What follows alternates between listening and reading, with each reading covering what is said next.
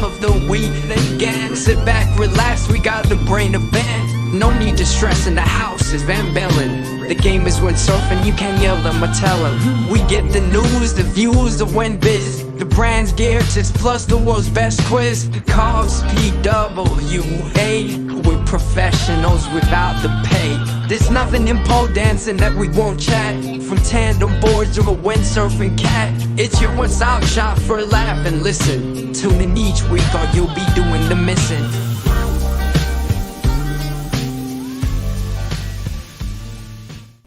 Okay, I'm getting into the intro these days, boy. All right, welcome back to the weekly podcast. We still don't have Benny. a podcast.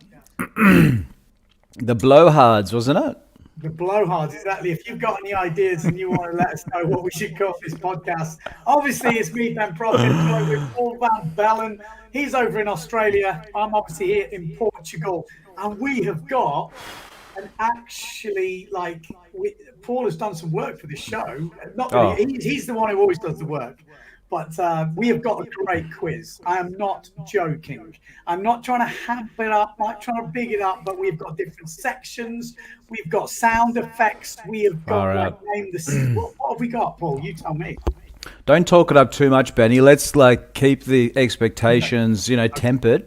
Okay. Because we're trying to ramp this quiz up, and we're also introducing a leaderboard, which that was your responsibility this week, Benny, was to create it. So I haven't actually seen it yet. It just says it's nothing. It's exceptional. I'm going to wait to see who we get in, because obviously the idea of this quiz, we're bringing the quiz back. This is going to be the full. Every week we are going to do this quiz. There's basically 10 questions. I think there's about 13 points on offer, and we're going to have a leaderboard. So you guys at home, we will give you the link in the chat, and you will be able to join in. One lucky person, there'll only be one who will get to go that week. And then there'll be a leaderboard, and we might have some prizes. Oh, what's the prizes, Benny? What have you got for us? We can't give it away just yet, but I have a feeling. Oh, okay. Wow, it's a hat. It could be a bigger prize, depending on how well it goes. Depending on what we think, depending on what we get offered, we might be able to offer a pretty sexy prize. So we have got that quiz coming up, but it's pretty much coming up quickly. But we have got a special guest as well. You want to introduce a special guest? We're going straight into the guest, or you just want to introduce it? Introduce who we've got coming. Maybe. Okay, yeah, cool.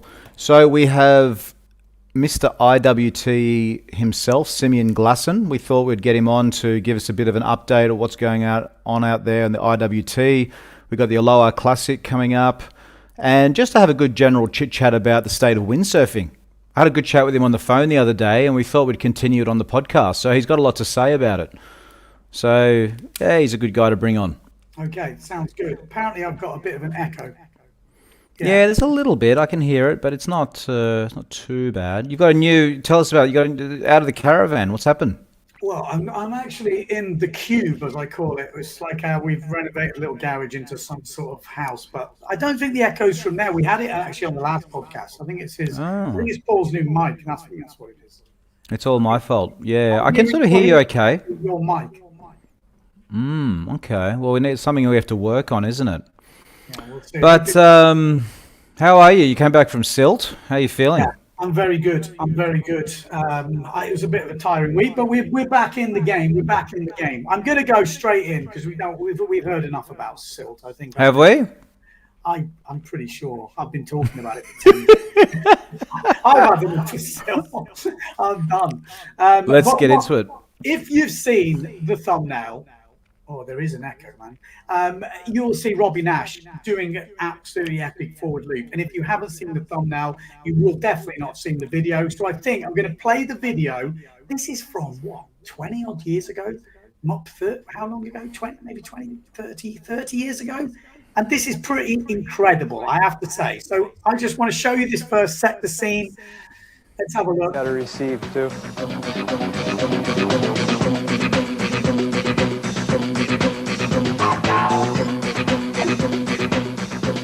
Looping a longboard is exactly the same as looping a shortboard. It's just a little slower.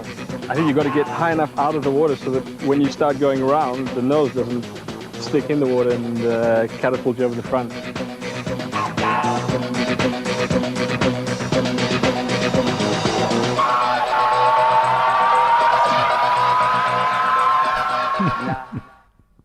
Okay.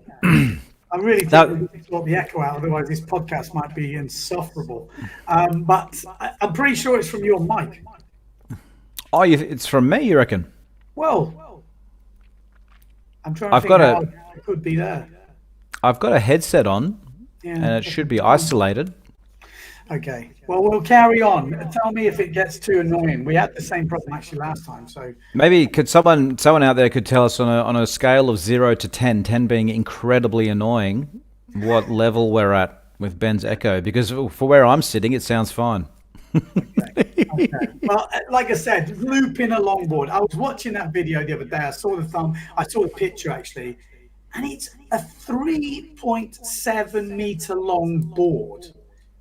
And Robbie Nash just saying, yeah, it's exactly the same as jumping, forward looping a short board. It's just slower. And then I was thinking, who in this day and age, who on the world tour would be looping a longboard? Very good question. Who do you think? There's a couple of options. I think actually more than you would think. I just think, I don't know who has sailed a longboard out there. That's the only thing that was worrying me. It's can you even buy? What's the state of longboards these days anyway? I guess there are. You still can buy them, can't you? Well, that was my kind of point. So I was thinking actually one of the first boards I tried a loop on was a longboard. And that was kind of what made me think about it. I was kind of thinking, oh, actually, I'm just looking at Alfie. Says out of 10, 8.5. 8.5 for Alfie. We've had a range from 0.1 to 3 to 8.5. That's why you want to start off a live stream. Oh, no. Okay. Betty. That Heart and Soul video, you're saying how old is it? But that's from the early 90s, that video. Yeah. I watched it 1,000 times. So it's 30 years. It's pretty insane. Yeah. I was going to say the only difference is now trying to get hold of a longboard is difficult, and the width of the new boards, I think you could end up snapping your ankle much easier than the old ones. But I was just going to say I actually tried looping a longboard. I tried vulcaning a longboard before I tried vulcaning on a shortboard, because I was doing the world tour, like the Olympic stuff. Everyone thought I was like some sort of freestyle hotshot. And they had it in their head that I could already do these forward loops and all this. And like 1999, I think it was, I still couldn't forward loop. But I kind of didn't want to tell anyone this. So I just sort of went along with it. Like, I didn't want to be this guy's rubbish. He's not doing it. And all the French guys were trying and stuff. So I was like, well, okay. Worst crash I had, came out the foot straps, hit my head on the nose of the board. Because the problem is when the nose catches, like he would say in the video, it's quite dangerous. No, that's insane. It's actually pretty gnarly. It's gnarly to do that for sure. I mean, you're showing it again. Yeah. Who is the guy? Just out of interest, who's the other guy on this video? Do you know? Hold on, which guy are you talking about? The It was obviously Robbie Nash. Yeah. Oh, him. Oh, that's Paolo Rista. Oh, okay. He's an Italian bloke, I think. Yeah. If someone could maybe could verify it for me, but I'm pretty sure it's the only time I actually saw him in a video. I watched this video so much that I just remember all the credits. Okay, because I was like, he looks semi like Mark Angulo, but it's obviously not him. But there was like a moment I was thinking, is it him? I like this one. We got a Pen Arbled Kid Costa double. That is a good point. Wait, what a double loop longboard. What about a push forward? That is actually. Do you think someone could double loop a longboard? That'd be insane. Maybe that is the blooming challenge. That'd be crazy. So anyway, we've got Echo is going to be the theme of this particular podcast. So another thing to work on.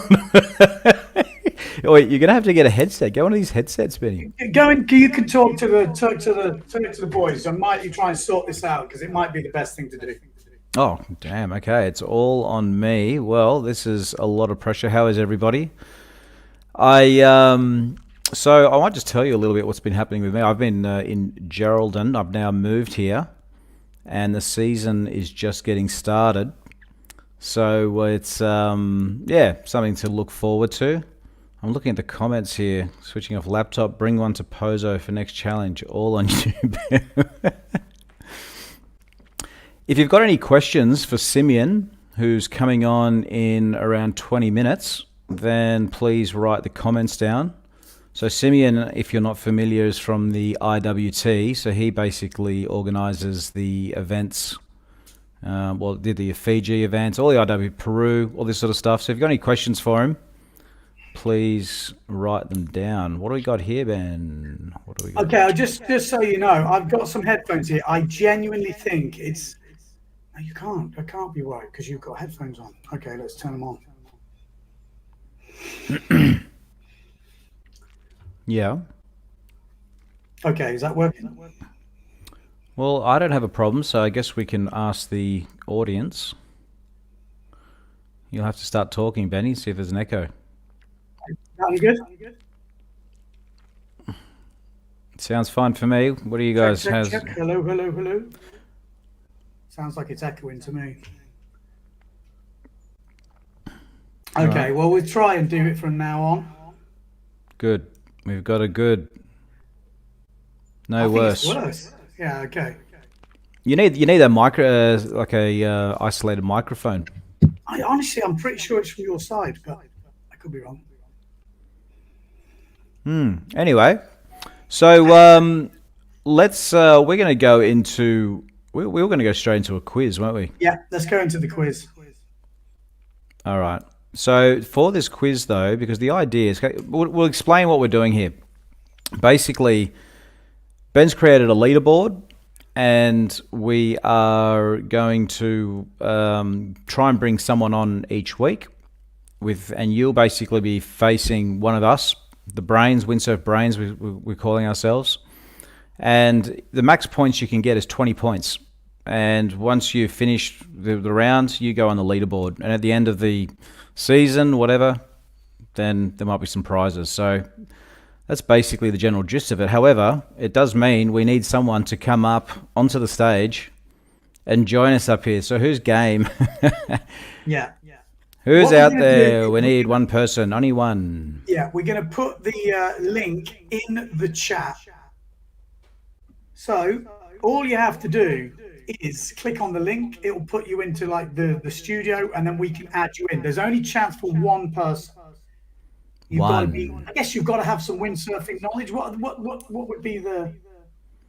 Yeah, just general windsurf knowledge. If you think that you know a bit about windsurfing, is there anyone out there who wants to? Oh no, we have to give a link. We first have to give them a link. I'll give them the link. It's in there now. There's a link. Okay. There it is. Who wants to come up and try their hand? So yeah, Benny, while we're waiting for someone, I think the general comments is that it's coming more from your end, so you might have to look into it. I put the headphones on. It's from you. I'm sure it is. Since you got your new headset. Is it? Yeah, but I used it last week. Yeah, but it was echoing then. Oh, really? I'm going to talk really quietly like that. People like that. That's freaky. So, is there anyone coming up? Is there anyone that wants to join us? Have we actually thought it through if nobody comes up, Ben? No, because I'm sure someone is going to. Someone's coming up. I mean, you're going to be first on the leaderboard. The first time to do this quiz, I'm trying to talk quietly.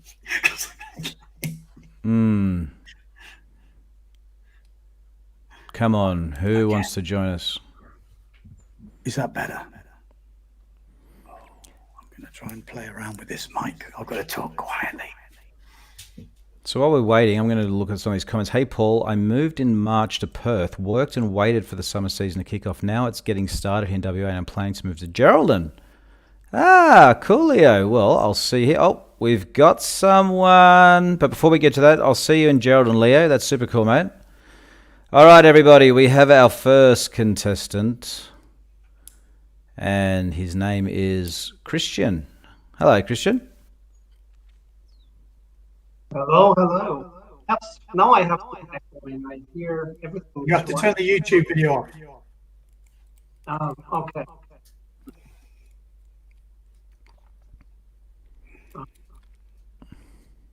Now it must work. It's better now? To be fair, there is still an echo. Maybe it's the internet in general. Yeah. Anyway, whereabouts are you, Christian? Okay, hi, I'm Christian. I'm from Germany, close to Frankfurt, so right in the center. Not the best spot to windsurf, but I'm traveling around. Ah, cool. And did you happen to go to Silt the other day, or did you follow that? I followed up during the live stream, but I was in Bistance, north of France, just arrived yesterday actually. So I was there in the past week, so I was on the bottom myself, but watching the live stream, be live, listening to Ben. Heard his voice more than my voice of my wife. How long have you been windsurfing for? Well, I started in 1984, but I had like 25 years of break in between. Just restarted 5 years ago. So, Ah, super cool. Good on you, mate. like I guess some other people who started in the 80s and then I got distracted and just found their old love again. Yeah. No, that's cool. I love hearing stories about people getting back into it. Actually, that reminds me, I forgot to tell you, Benny, but I had the absolute ultimate compliment the other day. I was de-rigging, or actually no, sorry, I was rigging up, and a guy came over to me and said, "Oh, are you Paul Van Bellen?" I said, "Yeah." He said, "Oh, I watch your videos on YouTube." I said, "Oh, that's cool." He said, "Oh, I don't want to blow your head up, but I used to windsurf a long time ago. Then I took up kiting, but then I saw your videos, and now I've ditched kiting and have gone back to windsurfing." I was like, that is the best compliment you can possibly get. So it's cool. I love anyone that comes back into it. It's super cool. I think if you come back into it a second time, it's sort of interesting. You know, when you first get into it, you just get super excited. Then sometimes, life gets in the way. You fall out of it. When you come back a second time, it's sort of like it's a bit different journey. You know, it's yeah. How you find it? Your ex-wife. Oh, you reckon?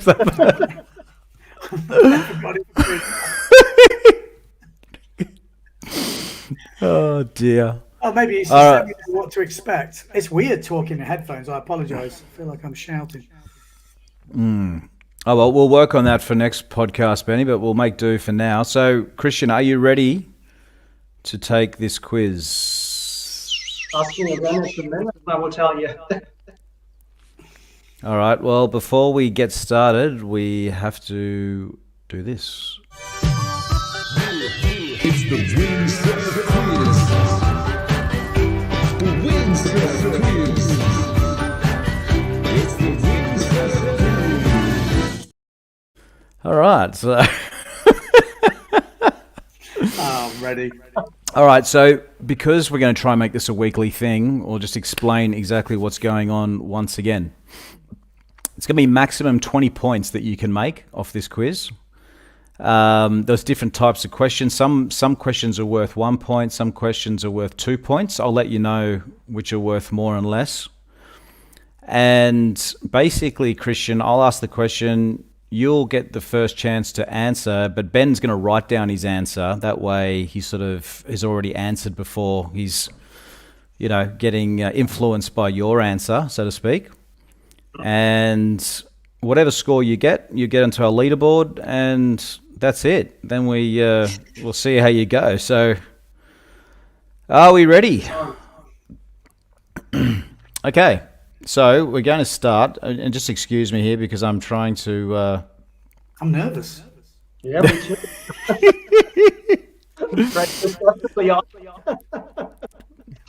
All right.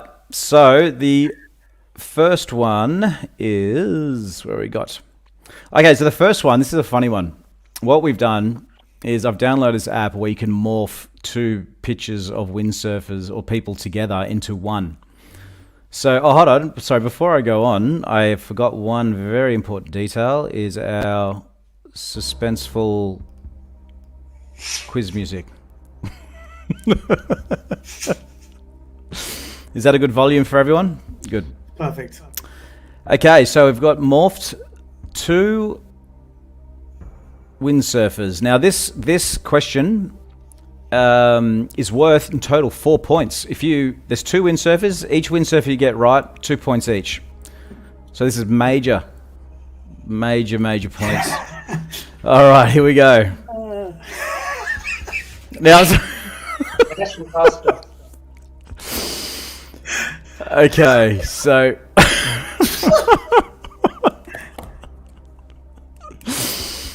okay, so. Do we need just tell me when you've had enough time to, and I'll take it down, the picture. Hang on.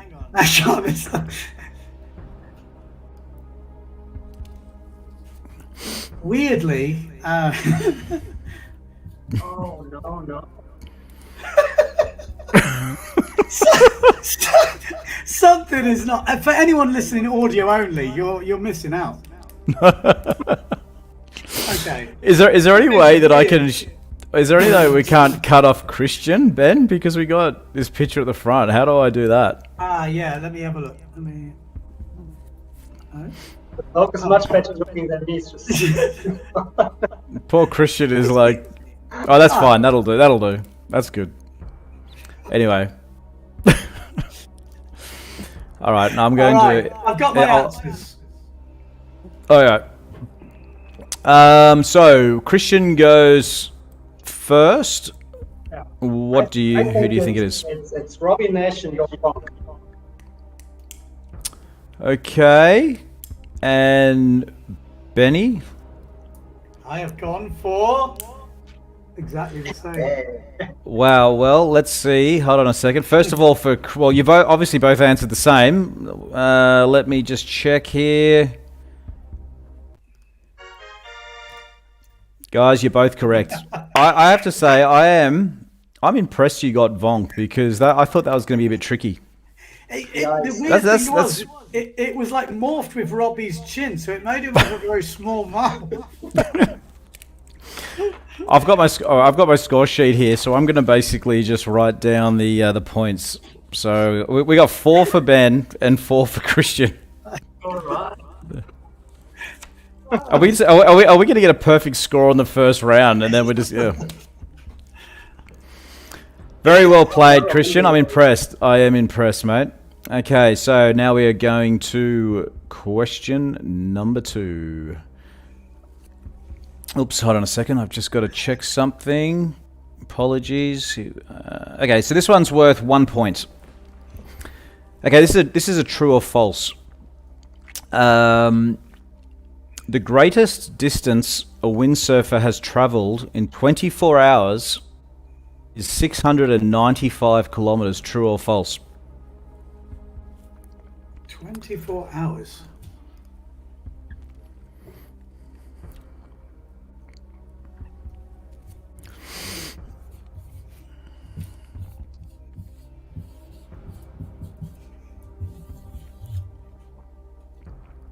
Yeah.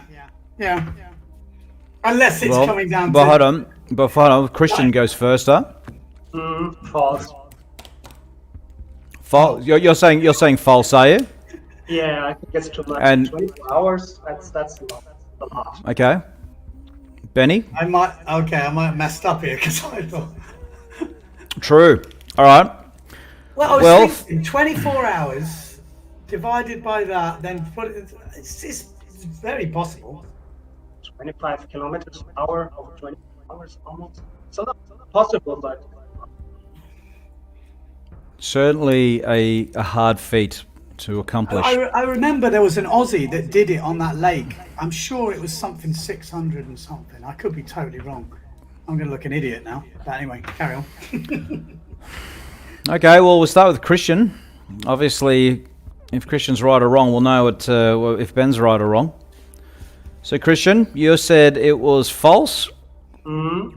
And the result for you is...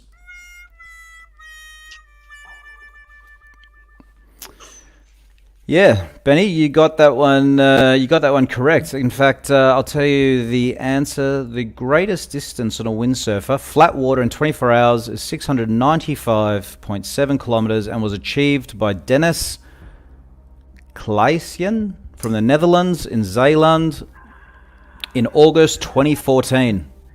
According to the Aussie I was speaking to was going after that record, and I know he got to 600 and something. I'm pretty sure. Anyway, interesting. All right. Well, Okay, Benny, well, you're on another point for Benny. That's a Impressive. long way. Oh, I think it's crazy, isn't it? 700 kilometers. This quiz is educational. We're going to become experts, aren't we, by the end of this? All right, so we are now on to question number 3, and this one is also worth 1 point, if I am correct. It's a multiple choice. Okay, Ezzy Sails has a 2023 freeride sail in their collection. Is it called A, Panther, B, Leopard, C, Tiger, D, Cheetah?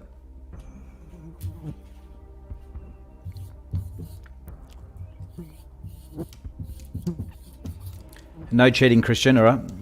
no. No, I'm joking.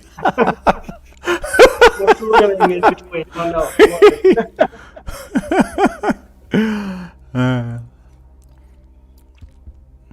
Oh, actually, Benny, you can't look at the comments on the side either. I'm actually not looking. I think I know this one anyway. Okay. Not too difficult.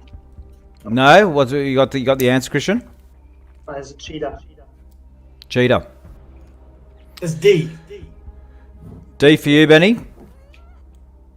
Yeah, the big D. Well, that is very well done, boys. Another point. Do you know why they don't have casinos in the jungle? No. Too many cheetahs.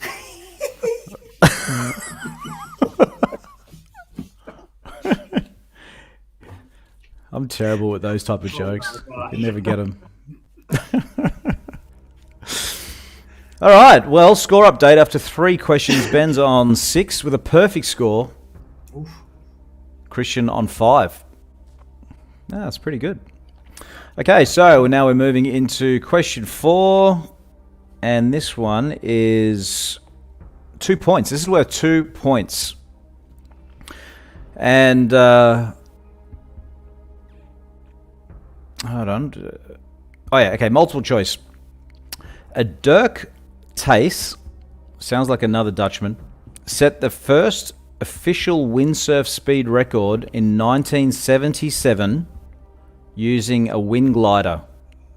Was it A, 15.3 knots, B, 19.1 knots, C, 21.6 knots, or D, 23.9 knots? A wind glider. 1977. I think that was the year you were born, wasn't it, Benny? 1978, mate. Oh, 78. Ah.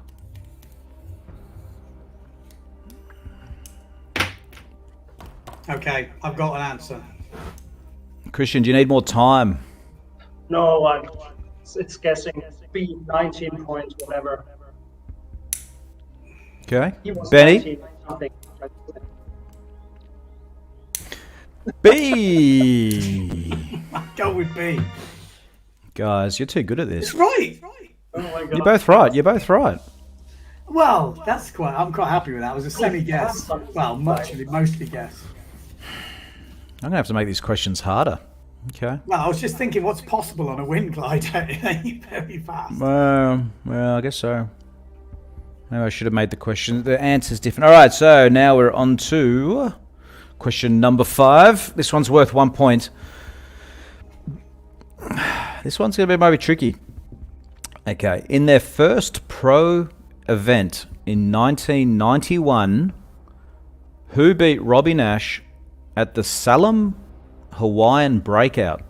Was it A, Josh Stone, B, Jason Polikow, C, Mark Angulo, or D, Kevin Pritchard?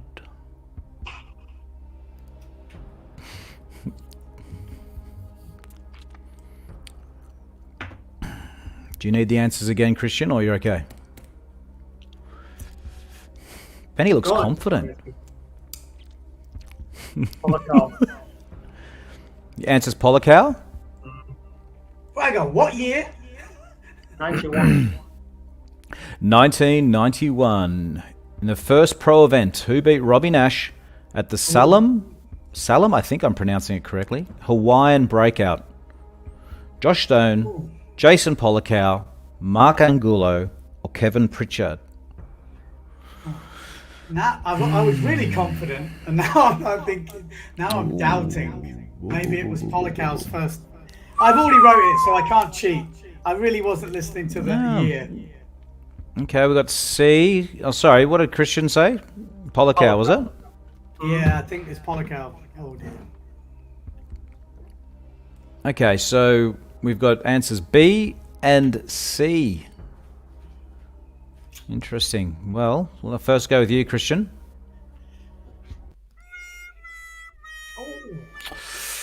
So, your turn, Ben.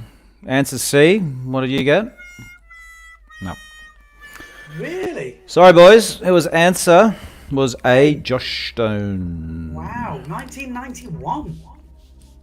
Yeah. His first one. According to what I read on the internet, he was shocked that he beat Robbie Nash. I got a story about that. Okay. Yeah. What is it? I don't know if I should say it, but I spoke to Josh Stone once in Maui, and he was telling me, like in the early days, Robbie Nash was kind of putting him off joining the tour. Like, oh no, you don't want to be, stay there on Oahu and whatever. And he's like, yeah.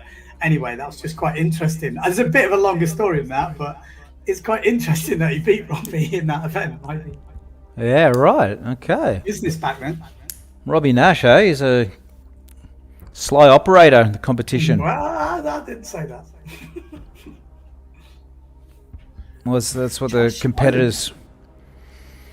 Okay, now the next one is also worth 1 point. Now this one is, we've called it, whose body part is this? Oh God, I'm slightly worried. But it's called whose body part is this, but you actually not really seeing a body part. Now the question is, I'm going to show a picture. It's actually, this is a screen grab from someone's t-shirt, like a sort of an image for part of their t-shirt. You have to, it's multiple choice. You have to tell me whose t-shirt this would be on. All right, so this is on a Windsurfer's t-shirt, and where are we? Who's wearing this t-shirt? Is it A, Tati Franz?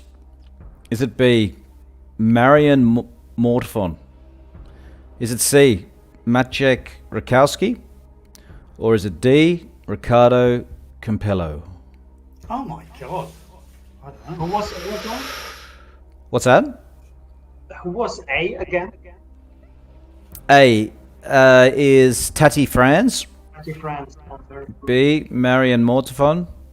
C, Maciek Rakowski. Or D, Ricardo Campello.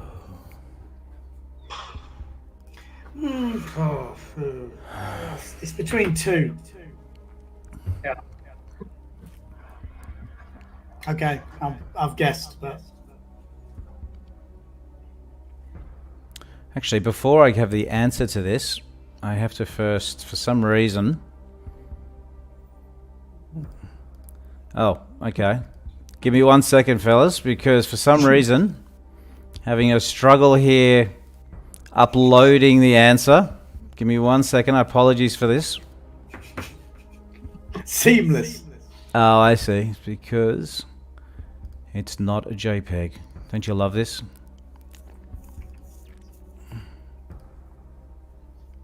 Okay.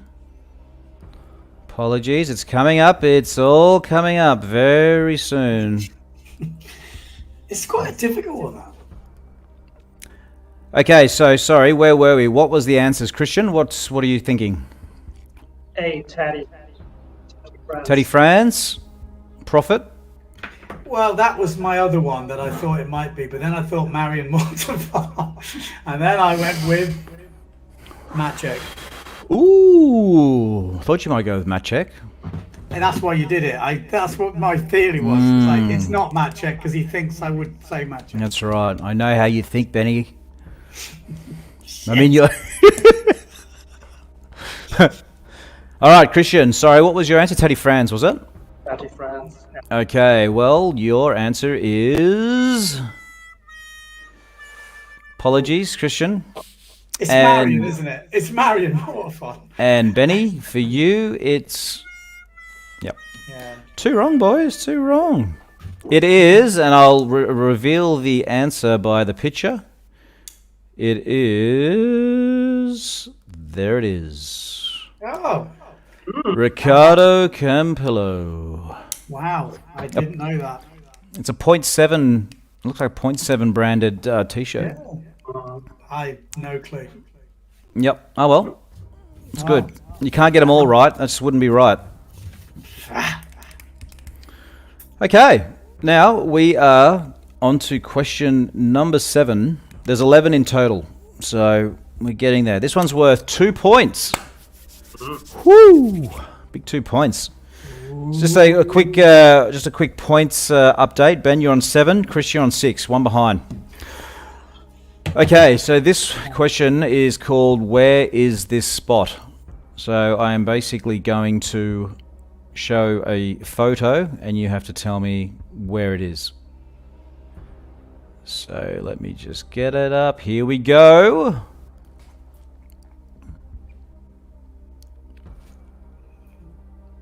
Jesus. Now, Wow.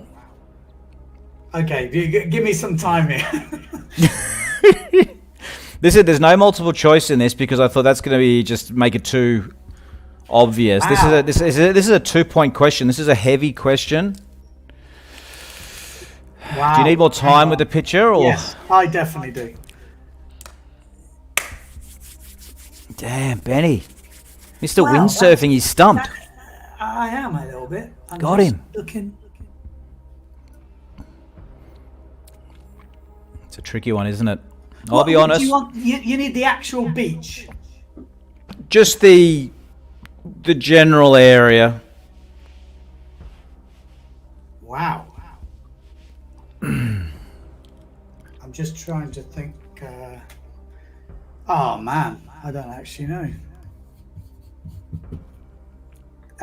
Starboard tack down the line. Christian, you've got any? Well, actually, no. Maybe no. Actually, you know what? Don't give me the answer because that could set Ben off. If you have the answer, I think you have to keep it secret.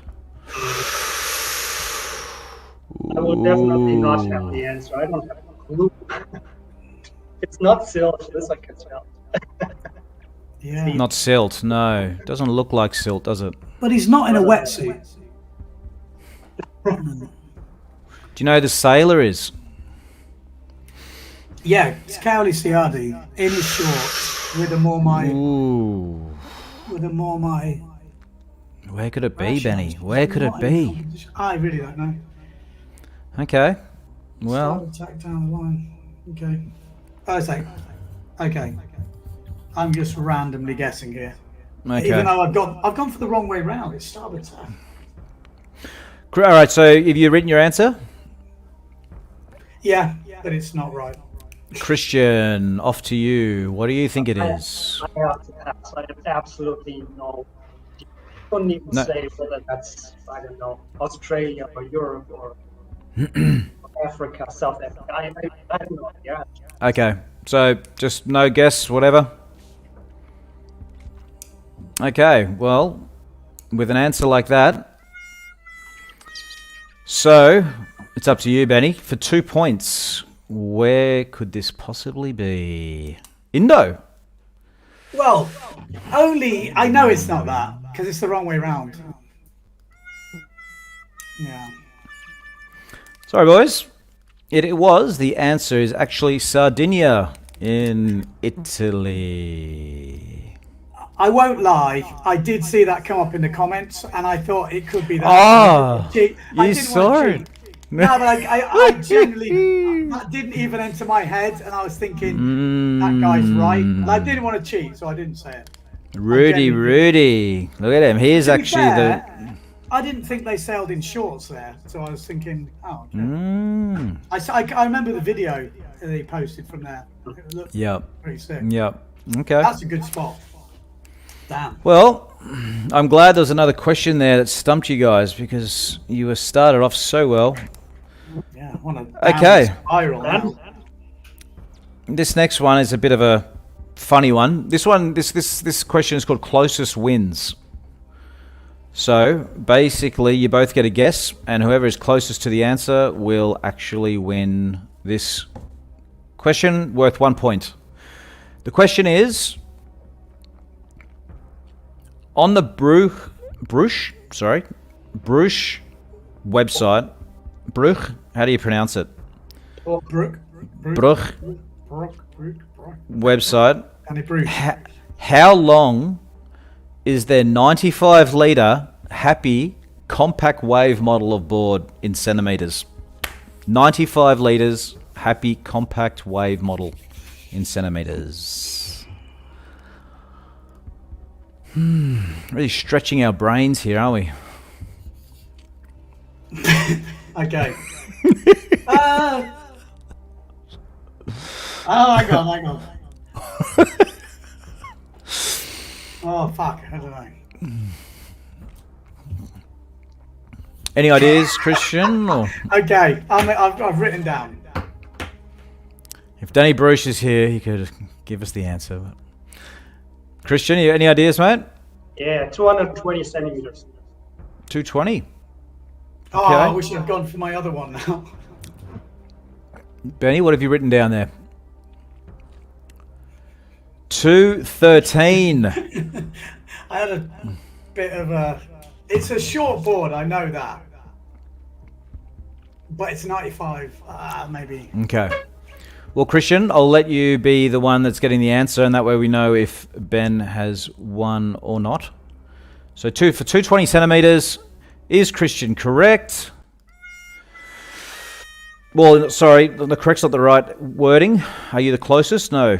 Ben, you are the closest. The correct answer was 215 centimeters. I was right with the first mate, guess. Damn. well done. Very well done. So that one, what did I say that was worth? That was worth 1 point. All right. That's another point for Mr. Profits. 2 points behind Christian. 8 points to 6 against the Windsurf Brain. Okay, so now we are on to the next question. Question 9. Okay, this one is going to be called Who Is This Sound? So I'll be playing a clip of audio, and you guys need to tell me who it actually is. So let's see if I can get this correct. Okay, here we go.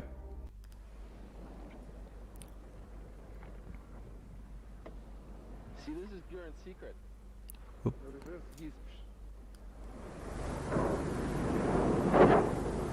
See, he had it loose all the time, and ours was never loose. That must be the reason why he was going so fast.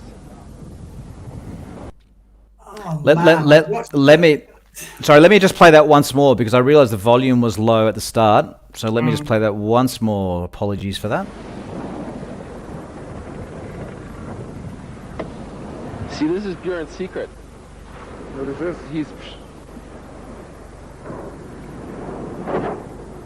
See, he had it loose all the time, and ours was never loose. That must be the reason why he was going so fast. Oh man. Whoo! I should know this 100%. I've seen that video. That's Rig It Right, isn't it? Fuck. Rig it right. It's hurting my brain. Well, don't say it. Christian hasn't given the answer yet. He had it loose all the time. Do you have any ideas, Christian? Well, sounds like somebody who was into speed sailing or slalom. It's probably a few years old. That sounds like the big, not so much speed sailing, I'm afraid. It's a better one. This question, by the way, just so you know, boys, worth 2 points. 2 points. Okay, I've 2 points. Get it right. It's not the one I'm thinking of, but 2 points. Wild guess, it's probably wrong to say Patrick Deaton. Okay, Patrick Deaton, that's Christian's answer. okay. I couldn't remember. I've seen this video, but I put Alex Aguirre. But Okay. Well, who was racing at that time? It's someone with a Maui accent in it. you know, Benny, I'm gonna go with you first. Alex Aguirre. Is Benny correct on this one? Unfortunately not. Sorry, Benny. And Christian, what was your answer again? Patrick Deaton. Sorry, who was it? Patrick Deaton. Oh, that's right, Patrick. That answer is also incorrect. But it's from the Neil Pride video. It's not Anders Brindal because he didn't sound like Anders Brindal. Yeah. Go on. It's actually, it could be also on that Rig It Right video. That wasn't the video I got this from. I got it from Instant Replay. I'll play the actual clip right now so you can see.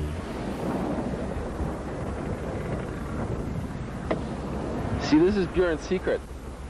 What is this? See? He had it loose all the time. And ours was never loose. That must be the reason why he was going so fast. I'm upset. That's Robbie Seeger, yeah? Robbie Seeger! See, I honestly, in my head, I was like, it sounds like Robbie Seeger, but he wasn't in the Neil Pride video because he wasn't on Neil Pride, but he obviously was on Neil Pride. Oh, yeah, he was in Neil Pride. Yeah. Bloody hell, Benny. The last bit sounded like him. God damn. I'm upset with myself now. Yeah, Should've oh well. put Robbie Seeger. God damn it. That was a 2 point question as well, so big points, very big points. All right, so let's move along.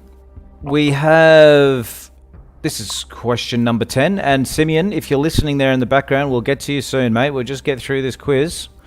Okay, what year was this ad run? This is a multiple choice question. This is worth 1 point, I believe. Let me just double check. Yep, it is. So I'm now going to bring up a photo of an ad, and you have to tell me from multiple choice which year this ad was. And here it is. Can you guys see that okay? Okay. So it's obviously an ad for Bic. Now the possible answers was A, 1979, B, 1981, C, 1983, or D, 1984. This question is going to be it's for the old school windsurfers out there. So once again, A, 1979, B, 1981, C, 1983, or D, 1984. What's the answer? Okay, written down. Worth 1 point. Yep, okay. Christian, what have you got for us? No Apple sales. That I think 84 would be a bit too late. 79 or something too early. I'd go for 83. 83 is Christian's answer. Okay, and Benny, what have you got? 1983. That was the same logic I used. It's like 84, but I was thinking maybe he's going to put it as C. Well, you're either both going to get it right or wrong. What is the answer? Yes, you're very correct, boys. And well done, Christian. I liked how you looked at the sails and worked it out from that. That was pretty good. So now we've got an extra point here for Christian and Ben. And we're on to our last question. So a points check here. Ben, you're on 9 points. Christian, you're on 7. The last question, you can get up to 4 points. Oh.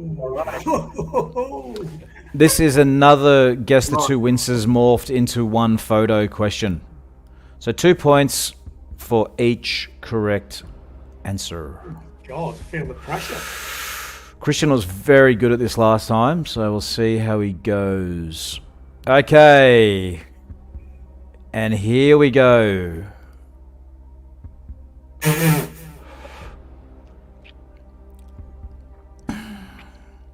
Oh my God.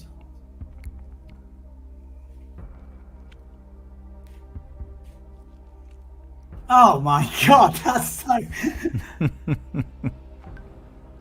Oh, that's...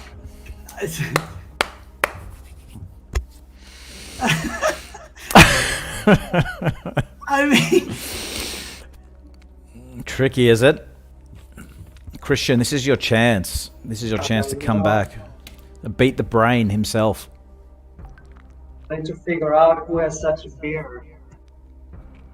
Ah, man, hang on. I'm getting this mixed up here.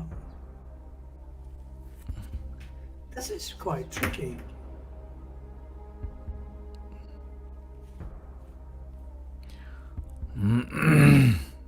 Big...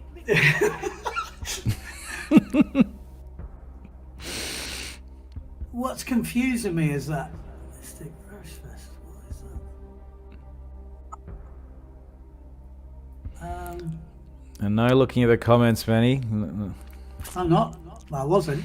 I've already got my answer down. Oh, have you? Okay. Christian, any ideas? Ooh, I'm just switching. Oh yeah, one I have. Other... What's one of them? The one is Thomas Traversa, and the other one was...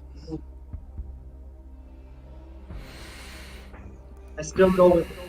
Before I go with...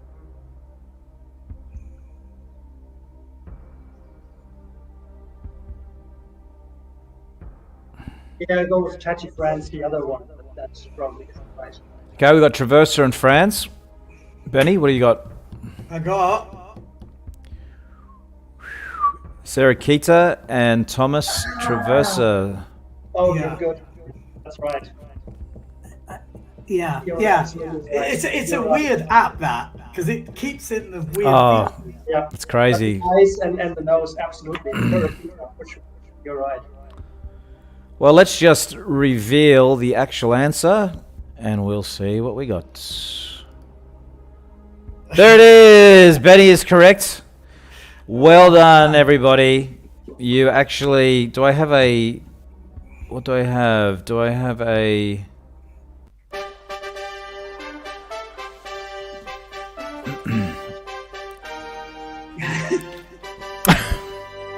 That's seamless. Congratulations, team. Well done, guys. We've got... what have we got here? Let me just do a quick point update here. Another 2 for Christian. Brings him up to 9. So that's our first contestant. You're going to write that down, Benny, for the leaderboard? Yeah. So Christian from Germany as well. So he's on 9. And Benny, your new high score of 13 out of a possible 20. I'm upset with the Sega one. I should have... Woo! Christian, Well, there we go. thank you for joining us, mate. We've actually got another guest coming up in Simeon Glasson, and he's been patiently waiting in the background. So maybe we need to let you go, but we might see you again in the future sometime. Who knows? Thanks for doing what you're doing here. It's great to have these what is it? This show every week. Good question. Good for that. I'm a follower of all your channels, so great job, and yeah. Awesome, thanks. Thank you so much, Christian. Yeah, we need that sort of encouragement. Thanks, mate. Cheers, Christian. Good on you, mate. All right, Benny. Well, how did that go, that quiz? I thought the quiz went great. I don't like my echo. I'm a bit worried if I do a long chat now, it's going to be really annoying. I tried not to talk too much. Are we getting complaints though? I don't know if people are complaining. I haven't been talking, but if we have a chat, it's going to get annoying. So I don't know if we need to sort it out. Yeah.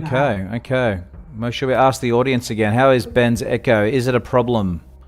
Is it something that needs to be sorted out? That quiz was pretty epic, I have to say. It was quite fun to play. Oh, thanks, mate. That's good. Good to know. I'll tell you what, it's quite stressful operating all the buttons behind the scenes. It could easily go wrong. I could easily put the answer rather than the question. All right, that's the end of that quiz. We're going to bring in our guests, but before we do, we have a thing that I need to play, of course, because this is what happens when a guest comes on.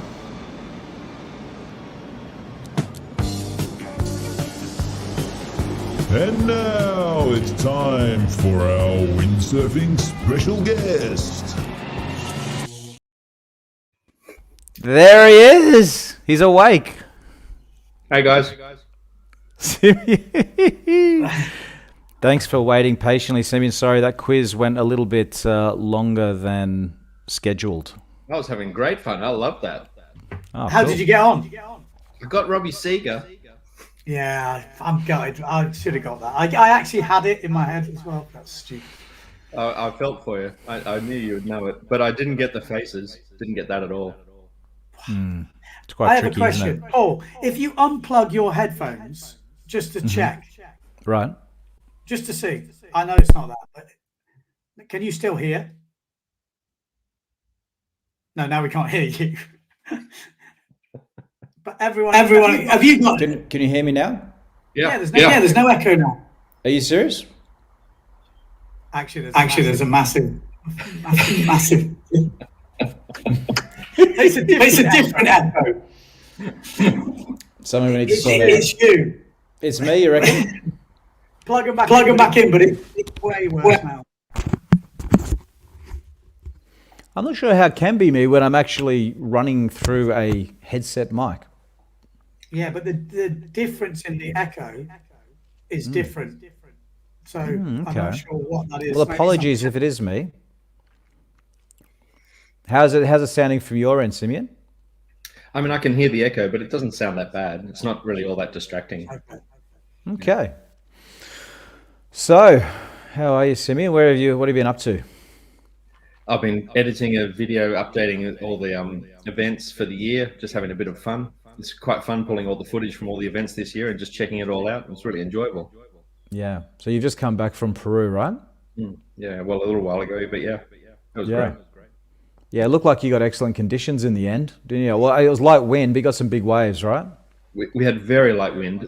We had the weird weather pattern there. The ocean was super warm, which is very unusual for Peru. Like I was in a spring suit, light spring suit, and I'm normally in a full wetsuit like everyone else. And that warm water was changing the dynamic between the land and the sea temperatures, and it was making for light wind. So we knew we were going to be up for light wind. It's kind of hard. No, well done, mate. You've been busy after seeing what you did in Fiji. It's it's almost a bit of a thankless task, isn't it? Running windsurf events. I was going to say, how are you finding it? Because it's been a pretty hectic year. You've took on the mammoth task of Fiji, which is in the middle of nowhere, crazy. And then Peru as well looked like from the outside looking in. I've seen some video from there. It's a long way out, isn't it? The break. It's quite far.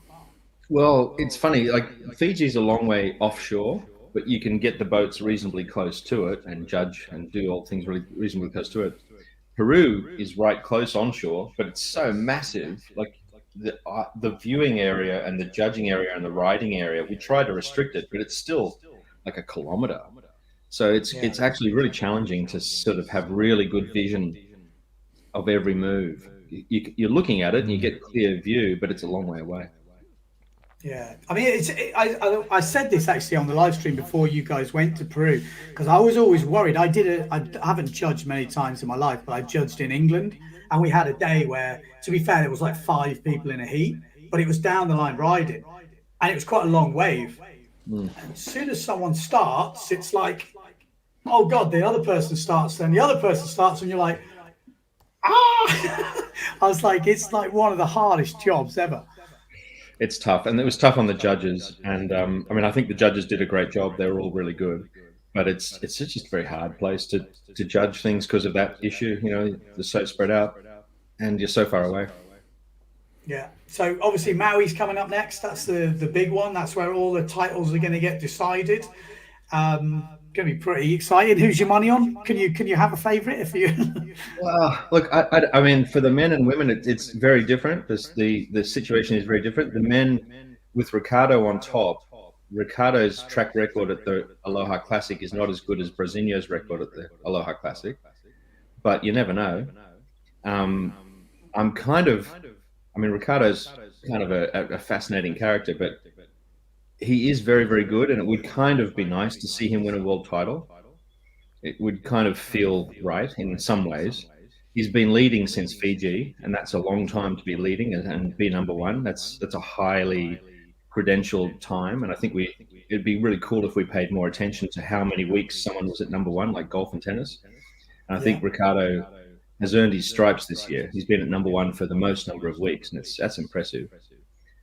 Sorry, just going to introduce you. It's interesting you say that. I never thought of it like that. Like how many weeks they're number one, because it's totally, that's exactly how it is. It's because there's so much going on with different, stars and all this sort of stuff. It really is actually more interesting to see who's number one for the kind of through the year. It's quite interesting. Sorry. I'd like to see us all talk about that more and give that more credence and more sort of power, because the person at number one, I mean, Ricardo's been number one in past years, leading up into lost it at Silt, I think twice. Yeah. And other people as well, of course, but I mean, he's a good example because he hasn't won the title in the end. And I think it's a classic sort of thing to sort of to be number one for a large part of the year and then lose it at the end or near the end or whatever it might be. And that's sport, and that's okay. But you kind of want to give credit where credit's due, and I think that's a cool thing to be able to do. Yeah, no, it's interesting, like you say, and that is the one thing that's kind of missing from Ricardo's kind of accolades. He's got everything pretty much, and that world title in wave, I know he will not be happy until he's got it.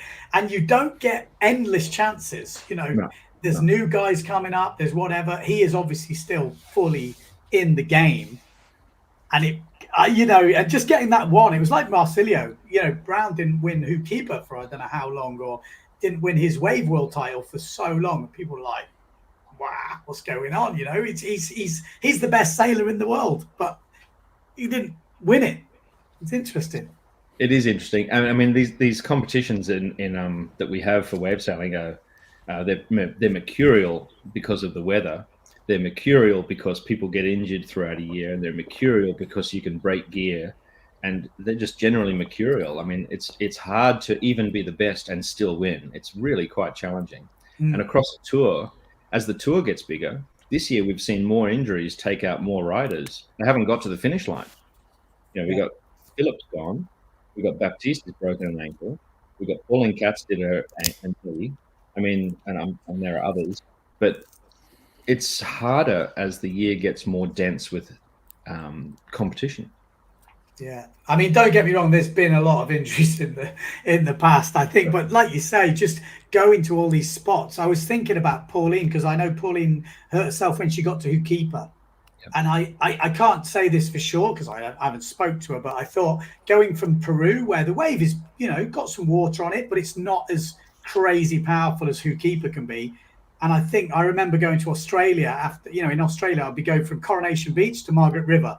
And the difference caught me off guard, like totally. I was like,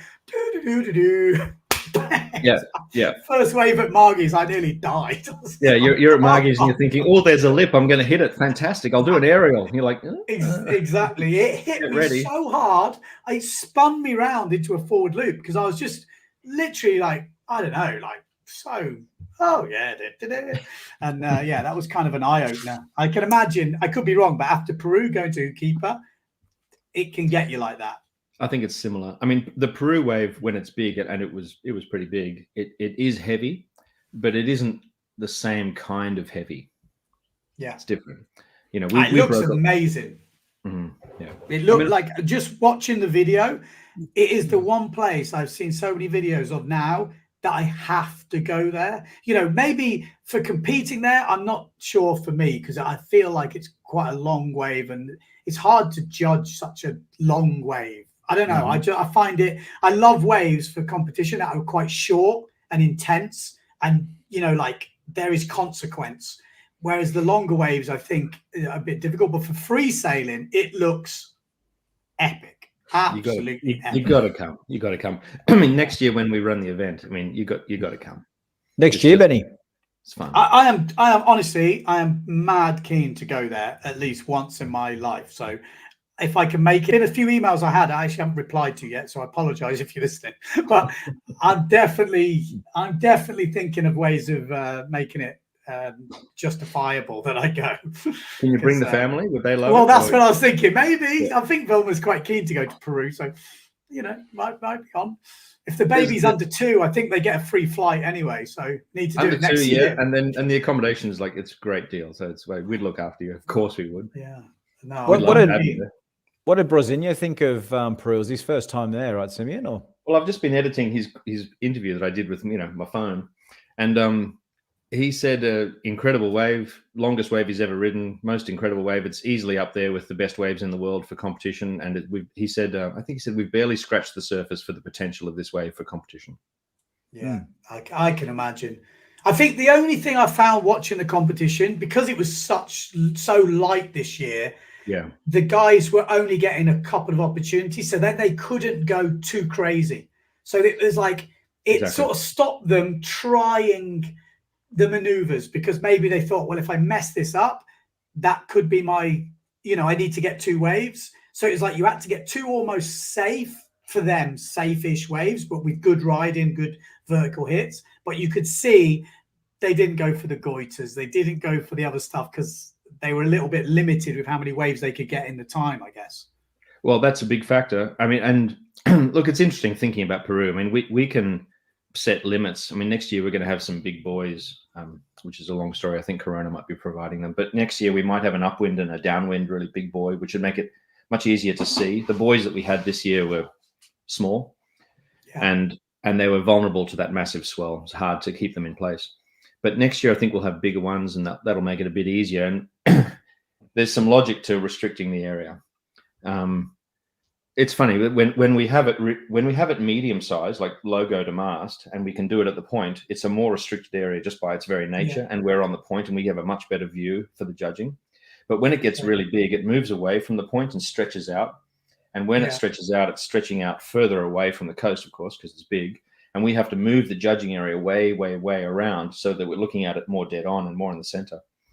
And it's just further away. Yeah. Oh, that makes sense. Just answering. Oh, sorry, Benny, you go. No, sorry. No, I was just going to say, just answering this question quickly, because it's been sitting there for a while. When is the contest to the keeper? Could you just answer that? I'll move the questions or the comments on. It starts on Monday, October 23rd, and runs through to Friday, November 3rd. Perfect. Thanks. And that's a 12-day window, and we'll be running 5 days within that. Right now, we're doing the final haggle with Maui County about whether it's 5 consecutive days or 5 perfect days that we can pick. Details. Well, just out of interest, have you worked out the different connotations? Like, maybe I should have done that, but like, who can win? Like, who is it looking likely? Obviously, Ricardo. You know, he's leading at the moment. Ricardo can win. Brazinho can win. Mark Paré can win. Other than that, it would be a big call for anyone else to have a crack at winning. One of those top 3 would have to be right down, and the other person would. It seems like that's the most likely scenario at this stage. Yeah. Okay. Interesting. In the women's kind of open, isn't it? Because they've not all done the competitions. Well, Sarah's not very vulnerable. She's got 2 seconds and a third, so she'll drop her silk result. And with 2 seconds, no one else is really. She's looking pretty good. Okay. But the fact that you have to hold the final, which is a whole nother discussion about whether that's a good or a bad thing. But Yeah. Given that that's what it is this year, that means that you're not as vulnerable as the WSL would make you in their version of the final, but you're a bit more vulnerable. Well, you say that, like in the men, if you have Levi or someone in the first round because he's unseeded, I guess, or someone like this, which like the caliber of sailors in Maui is ridiculous. You could easily lose in the first round no matter who you are, and you have to count that result. Let's say we don't get much wind; it's only a single elimination. That's a high points or less. To try and mitigate that, because I mean that's a massive problem that we've all had in the past, and we've had things like 48-man fields, and we've had first round eliminations and singles, and it's too nasty to do that, and I think that's a problem, and it's not fair for the best riders. So what we're doing now is we're having the top 24, the top 16 get seeded into the top 24. And then the next 16 have to fight for the 8 places that are left in that 24. So if you haven't been on tour and you don't have a top 16 ranking, you've got to start at round 1 and you're vulnerable. Okay. So you have to fight your way through to try and be in that. You've got to fight your way to challenge the people in the top 16. And so the top 16 are guaranteed top 16? They're guaranteed top 24. And then, of course, if you lose in that 24, you whatever the placing is, off the top of my head, I forget what it is, but it's like your 18th or 17th or something like that. Their worst possible result is something like that. So that protects them a bit, not too much. You're in the top 24. You're not seeded further than that. Like there's still jeopardy, but you are a bit protected. Like you're not going to get a 33. You're not going to get totally stuffed over. Okay. And it also means that the people who haven't been on tour, they don't get an equal footing with people who have been on tour. They can still work their way through, but they don't start on an equal footing. They have to start right at the start. Okay. So wild cards, who are we looking for? Who do you know who's in? Who could be the danger man? Well, I'd say Kai Lenny's your danger man. He's in? He's in. Cool. Yeah, I'd say he's very dangerous. And the other wild cards we haven't settled on quite yet. But it'll be the usual suspects. I'm guessing Levi. Haven't finalized it with Levi yet, or anyone else. Haven't locked that in. What we're doing is focusing more on the top riders and making sure they're secure, and making sure they're in the event, and making sure they're okay. And then any who can't make it through injury, like Philip's injured, Baptiste is injured, so we're losing a couple of the people in that top group, and then we'll move back in the rankings to give them shots. So the top 32 men are offered first round offers, and the top 12 or 14 women ranked are offered first round offers. And then people who don't take up those positions become available for distribution in other ways. Wow, I'm kind of getting excited. I do like a showdown finale kind of. It does make it exciting. And for me, it's like the brands just shouldn't base their sponsorship off the final result, solely off the final result. They have to look at the year, they have to look at everything else. So it should be, stressful, but it shouldn't define how much you end up getting paid next year to a certain degree. There's obviously a little bit in that, but it makes it definitely exciting for the people watching. Like I'm looking forward to it. Well, I'm very keen on this idea about the weeks at number 1 thing. So, for instance, I mean, if someone like Ricardo, I mean, here's a good example in a couple of these things we're talking about today. But if someone like Ricardo with Nash is at number 1 for 4 months of the year, that's a dominant presence on the tour. Now, whether he ends up world champion, actually, he's getting most of his airtime as number 1 throughout the year. Yeah, I see that. I see that. It's like a shift of focus of. I've said this with the Olympic stuff quite a few times, because now they've got this qualifying series, which would have been like all counting, but now you're just trying to get into the top 10. And it literally counts not for much. The end result comes down to the last day. Whereas I think like the way they get funded is all off the final result. And you just think if some sailor is good enough to be in that top 10, I just think there's a different way of looking at the funding. I think it. And also when you analyze those results that we've seen in the QS, it's IQ. Yeah. Quite frequently, the people in the top 3 are not winning or even getting in the top 3 in that final race. That's happening Yeah, quite a lot. well, you say that. I would say there's a lot of times, most of the time, the winner usually wins, but it only takes it not to happen a few times, and it already feels wrong, but kind of exciting, but emotional, which is the things you want from sport.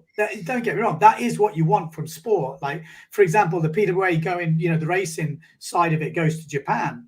Pretty much no one is guaranteed. Like, whoever wins, because of the way the points have worked out this year, there's no runaway winner. So whoever wins Japan will probably be the 2023 champion, which is really the best way to end. I think it's it kind of is, but you don't want to engineer it too much like that, because you want to give credit where credit's due for people's performance across the year. But if it ends up that way, well, then that's how it is. Yeah. I just looking at the comments. Yeah.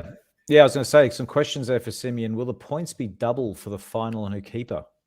No, they're not double, but it is 5-star, like Japan and like Fiji and like Pozo and like Silt. The difference with the final is that it's a compulsory hold. Now, that's a bit of a contentious thing for quite a few of the riders who feel like that's a bit of a burden on their overall performance. And I understand that, of course. But it's a compulsory hold. We did the same thing in 2019, and we're doing the same thing this year. And the idea, of course, is to make sure that the final matters, that the world title is defined and decided at that final. If there were another way to decide it, we would have a look at that. But we don't want to go as far as the WSL's gone, because the vast majority of everyone in the wave community and riding community and windsurfing community feels like the overall should be an overall. So we're just trying to sort of get a balance between overall but decided at the final. We're trying to get that right. So because it's decided at the final, because there's so much pressure on it, we're protecting those riders a little bit with that seeding forward into the 24. But otherwise, that's it. Any chance for a 4-star event in Europe Atlantic next year? Very good chance. That is a good point, actually. Any? Go on, give us some venues. Gincho. Hey, perfect. That's not far away. There you go. You might find that quite convenient. Yeah, apart from I can't jump on starboard tack still. Look, we don't know. In terms we of don't know. I'm not. I don't want to talk out of school. Like, that's a long way from being anything. Yeah, but it's nice to dream. I mean, their ambition is to have a 5-star, but they've had that ambition for many years, as you guys know. And I think, I don't know if they'll get to 5-star, and I don't know if they'll get to 4-star. But the fact that we have a sliding scale, means that they're very likely to get something. And I'm very, very excited about that kind of event in that kind of a place, having at least a starting place and being able to build, if not jump straight to the top. I just think that's an exciting prospect. Yeah, for sure. Oh, that does sound exciting. Tyree Wave Classic, how many stars is that? That's coming up as well, isn't it? It's 2 this year, but their ambition is to be 3 next year.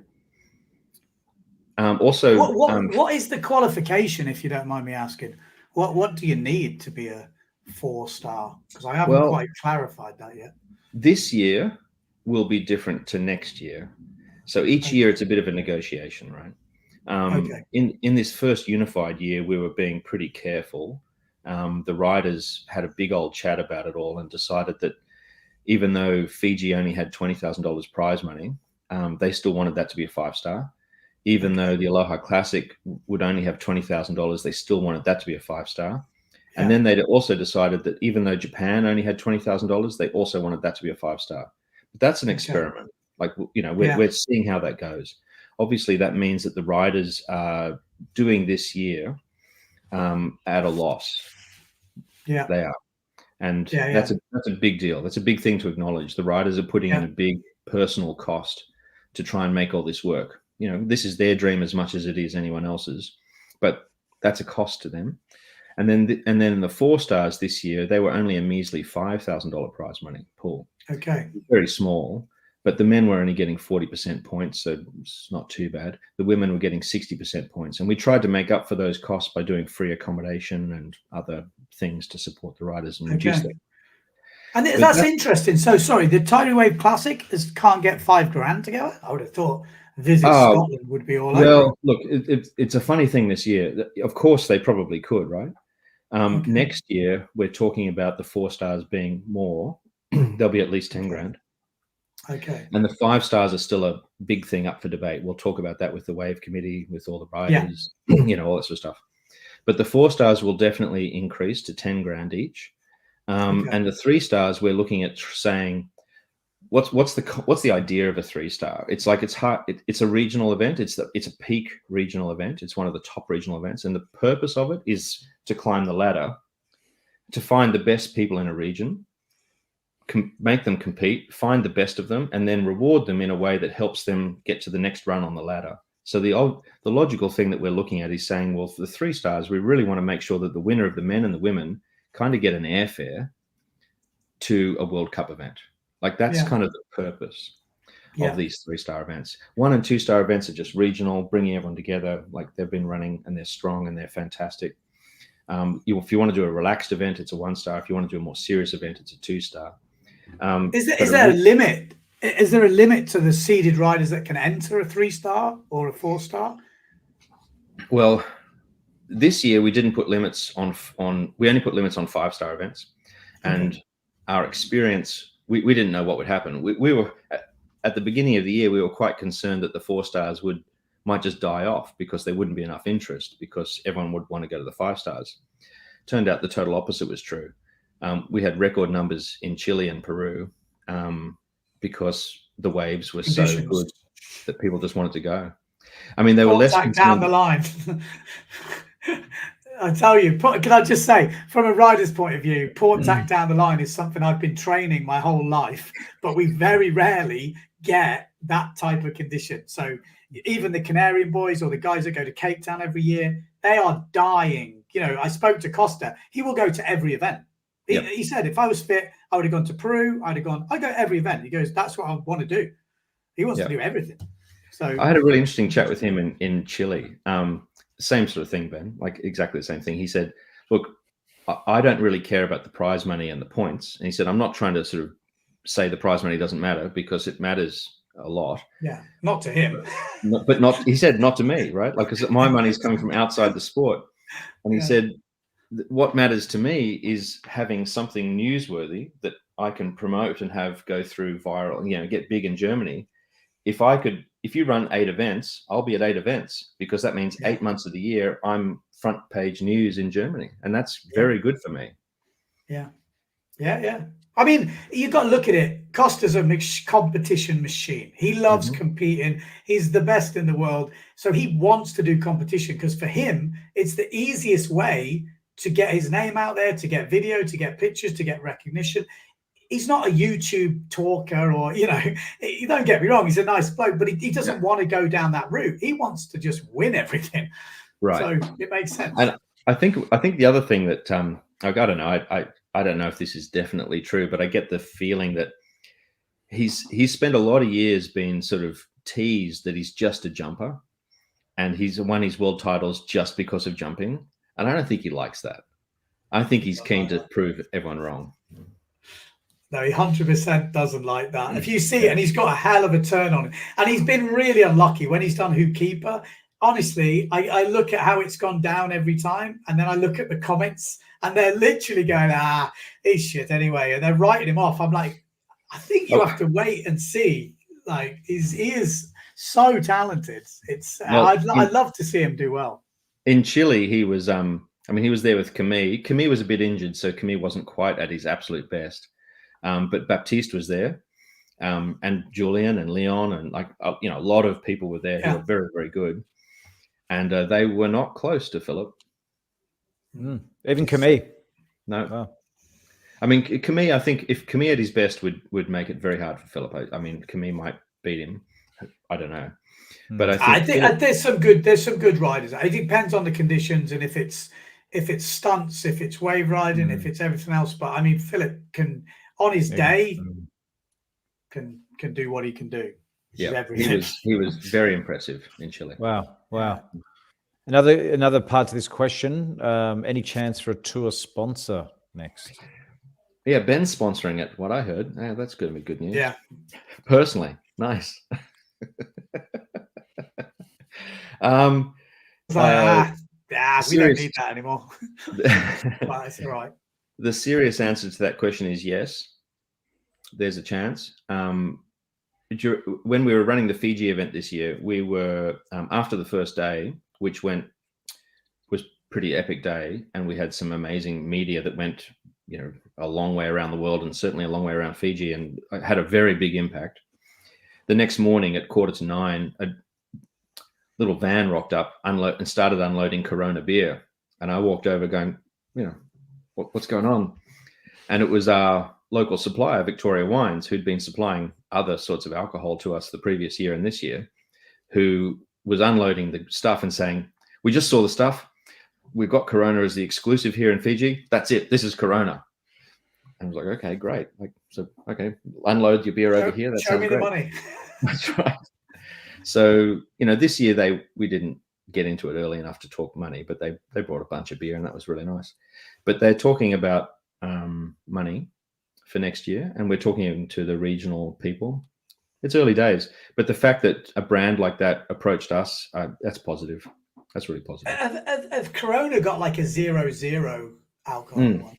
They do. Okay. Because I do notice there's a bit of a loophole at the moment where all these beer companies are like, hey, brilliant, we've all got this 0.0 alcohol one. And it does seem to be a little loophole to get into sponsoring sport again. So some people might look at that as a bad thing, I guess, in a poor sport like windsurfing. I don't know. Me and Paul have actually had a conversation about that. It's quite it's different takes on it. Look, I think that as a sport, as a global sport, we can't ignore the responsibility that we would have and do have for representing things to kids, families, and people in general. We have a pretty substantial responsibility for what we say yes and no to. It's been a long time since we've had to worry about these questions. Yeah, that's the point. But it's a very long time. But it's good that we're having to think about them and talk about them. I'm just happy to be having the conversation. I'm just happy that people are approaching us and asking. I think that's positive. It's true that Corona is an alcoholic beverage, and it's true that alcohol does cause problems in our society. It's like all alcoholic beverages, and a lot of the alcoholic beverages are keen to support sport. But it's also true that they have a non-alcoholic product. They were talking to us about one of their products that they're trying to promote through Japan, actually. They've got a 0 alcohol beer that they want to promote there, and they want to talk about that as a possibility with Japan. It's just open-ended discussions. Like we are very far from having any deals of any kind. So it's good that they've approached us. It's good that we have corporates interested in us. And really, it's Fiji that generated that interest. It just generated a lot of excitement. And it's the other interesting thing about all that stuff is narrowing what you represent. Being a brand is not all the things all the time. A brand tends to be stronger when it's specific.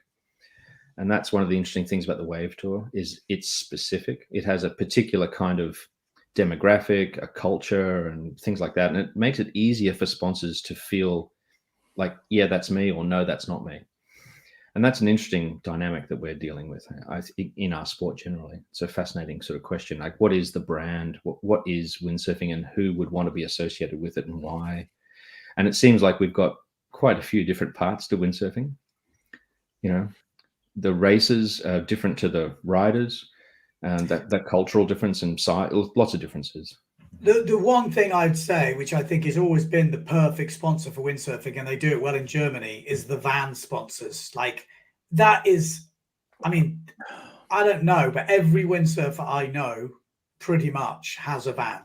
Yep. Whether they have a business on the side and they take out the business stuff at the weekend and shove their windsurfing stuff in, or they have a day van, or they use it for the school runs with a couple of seats in. But I tell you what, the demographic of windsurfing is kind of middle-aged people with, pretty much not poor.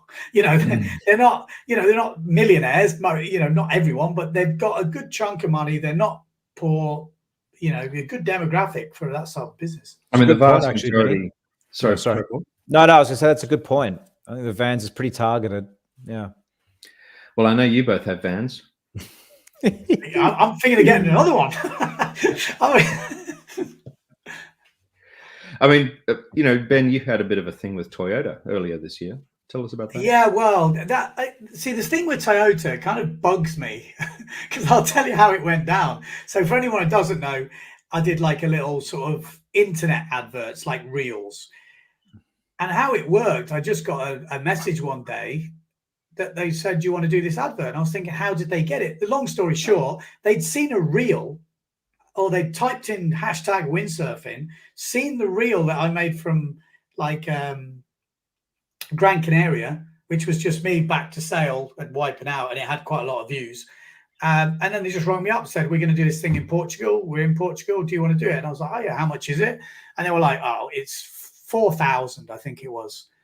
And I was like, "For 2 days." I was like, I know with Toyota that's not a lot of money, but when you're a windsurfer who doesn't make much money, you're like, $4,000 for 2 days, I'm in.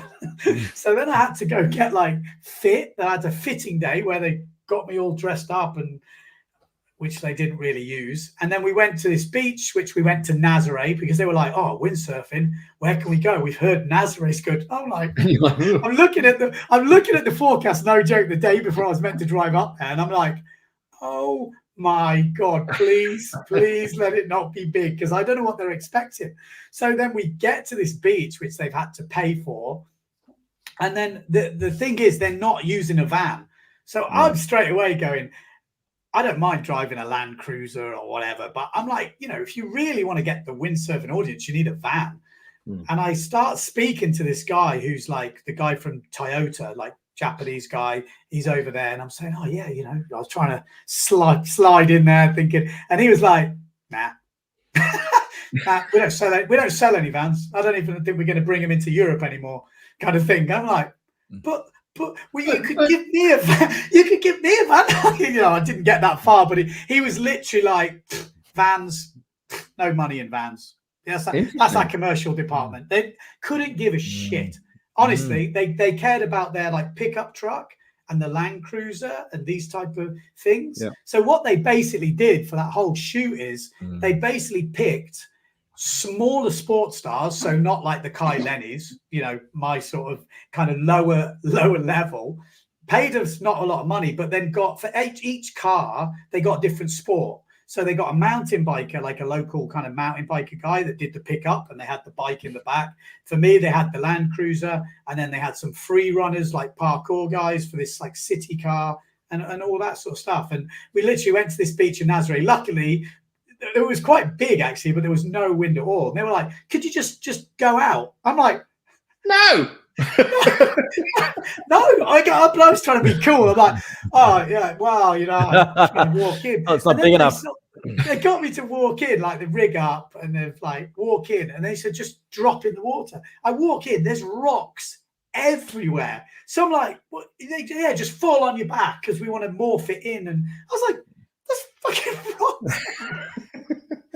And it was kind of funny. They also did like loads of donuts in the car, because I'm not allowed to drive the car. They have to have a professional driver to drive the car. So he's like, they're lowering the tires. And I'm like, and he's ragging it. And I'm not being big headed, but I was like, he's going to pull the tires off the rims any minute. The tires come off the rim. They have to get a tractor to come down, pick it up. It's like an absolute mad show. Like there's a makeup artist, and then you see it, and it's just a couple of reels. Yeah, there's quite a lot of reels. Like they made 9 or 10 reels out of it, but quite interesting. Cool. I think it was good, and it was good that you did it. They did it with Adam Sims about 6 months earlier too. So they did a shoot in South Africa as well. But yeah, I don't know. Like when we're doing, you know, this research thing that we're doing, this poll, this survey thing that we're doing, the most striking information that's coming back from it is that everyone, the vast majority of people, a huge percentage, decide on their vehicle because of the sport. Huge percentage. Yeah, I can imagine. I can totally imagine. That's by far the dominant thing. So it's exactly what you say, Ben. I mean, it's by far the dominant factor for windsurfers. That's the demographic that spends money, $50,000, $60,000, $70,000, $80,000. That's what they do. Yeah. The interesting thing is, though, with the vans, they're so, because a lot of their money is commercial stuff and fleet sales and all this. And this is what this guy was saying. It's like, it's not even interesting. But then you see the guys like Mercedes and VW who have that other market, and they've literally got that other market cornered.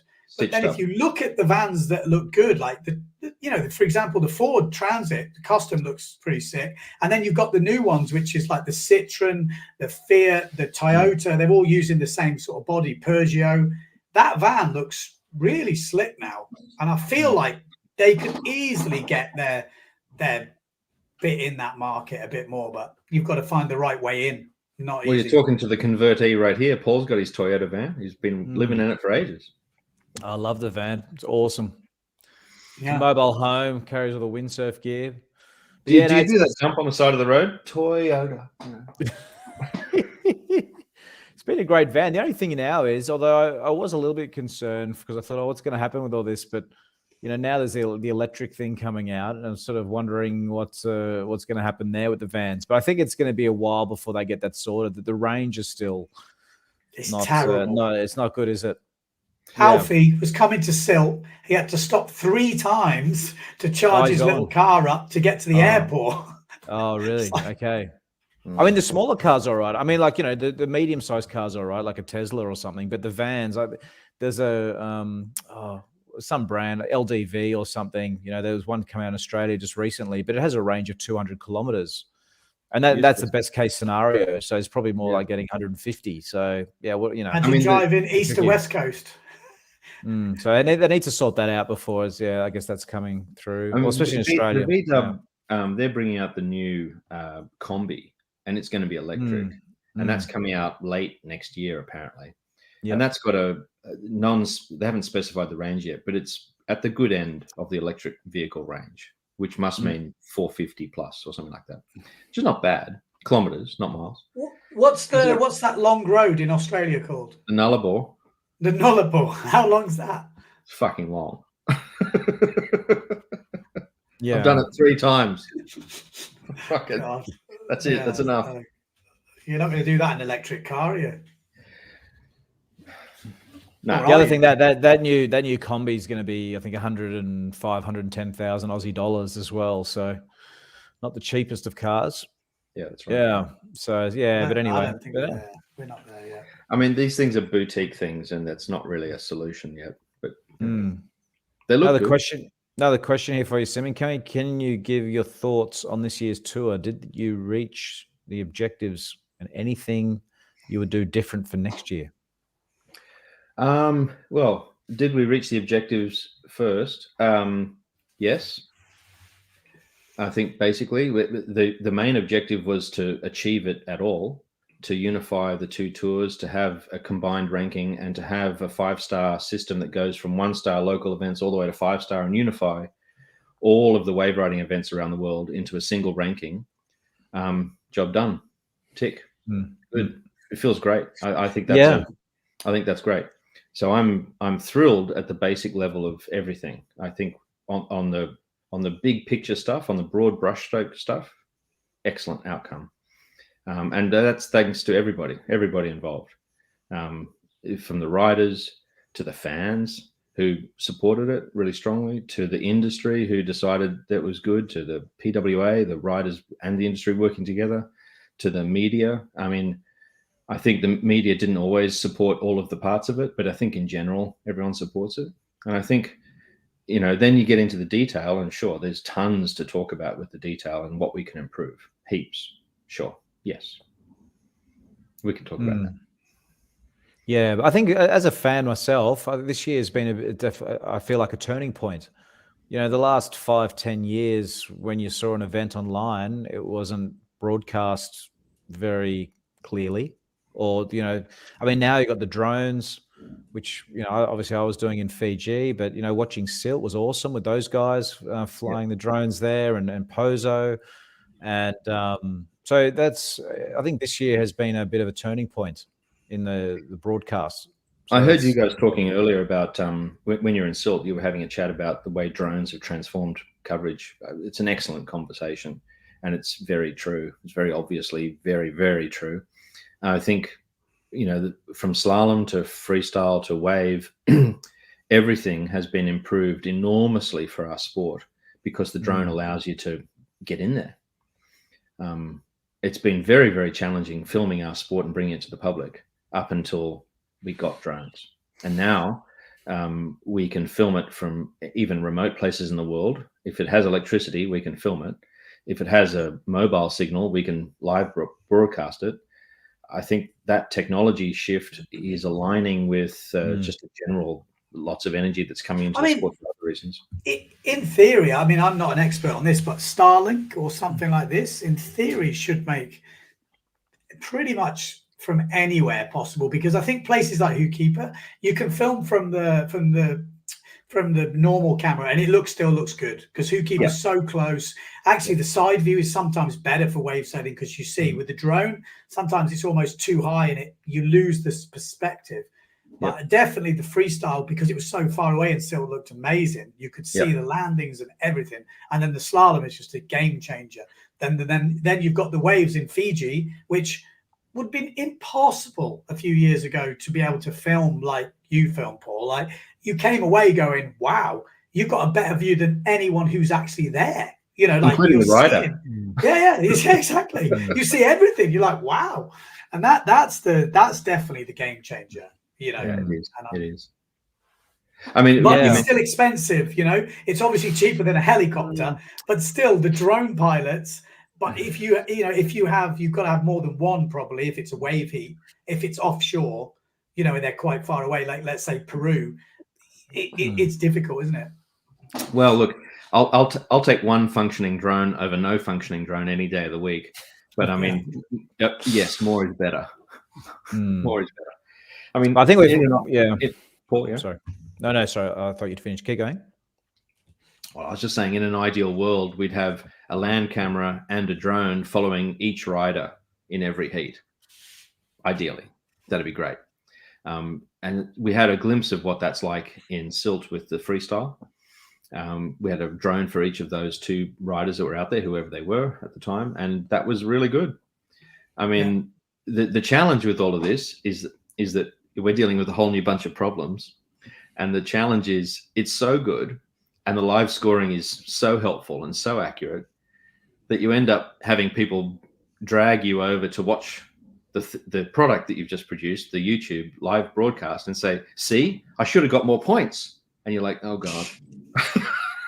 God. But that is the problem, and I think that will always be a problem in a judging sport, because also even the guy or the girl who judged the heat might look at it from a different angle, from a different perspective, and have a different opinion.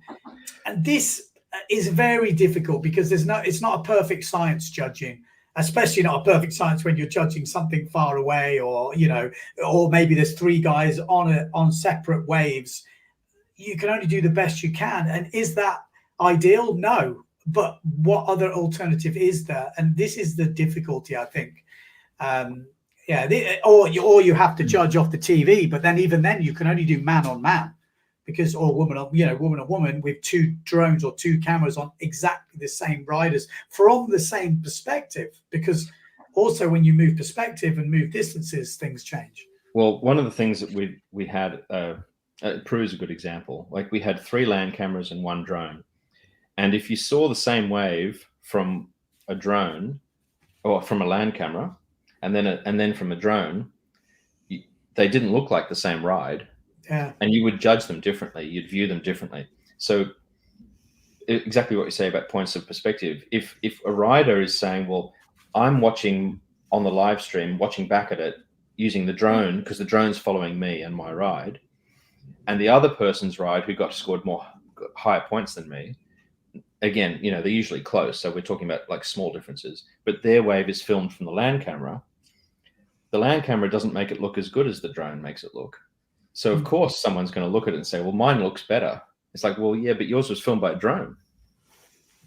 You see it all the time. Like in football now, there's obviously got VAR, and they're slow-moing things now, and it gives you a totally different perspective to the reality. So you look at a slow-mo, it looks like the guy's going to break the guy's leg, but you watch it normally, it's just his foot rolls over the ball and no one knew what was happening. It's just a bang. But when you watch it slow-mo... They've even got that 3D thing now where they can composite different cameras and pull around in 3D.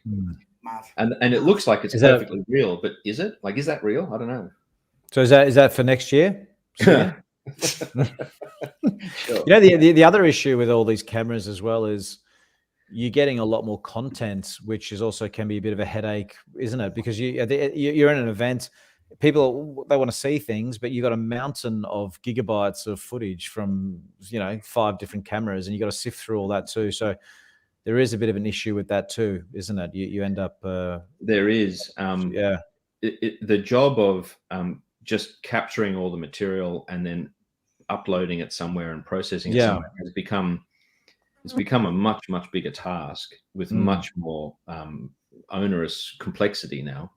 You've got to have bigger hard drives. Well, that's fairly easy to solve, but if you're trying to upload it so that everyone can have access, this happened to us again this year. We had so much more content than we're used to, like at so much higher resolution than we're used to. The uploading kept crashing. It happened in Chile. It happened everywhere, every single event. We just couldn't get it. We couldn't shove it into these, cloud storage things. We couldn't get in there because the thing just kept collapsing. So we've got to find a balance. So if we're going to produce that stuff, we have to have a place to put it. And as you realize how much you've got to improve the quality of the place where you put it, which adds cost. All these things. Yeah, no, it's ongoing. And as soon as you do a good job, I know this for a fact. As soon as you do a good job, that's the benchmark. People then suggest better ways, because it's ongoing. It will never end, because you will never be at the Formula One, and that's the pinnacle, let's say. But they've got millions. So even when you're way above the budget you're provided with, and you're providing way more than you probably should be, it's like creates your own problem. Because then when you don't do it at the next event, they're like, whoa, but you've actually just pulled out all the stops to do it at the last event. You've really pulled in favors, you've done everything. And then that, like you say, that becomes the standard. And it's like, it's almost a disaster at the same time.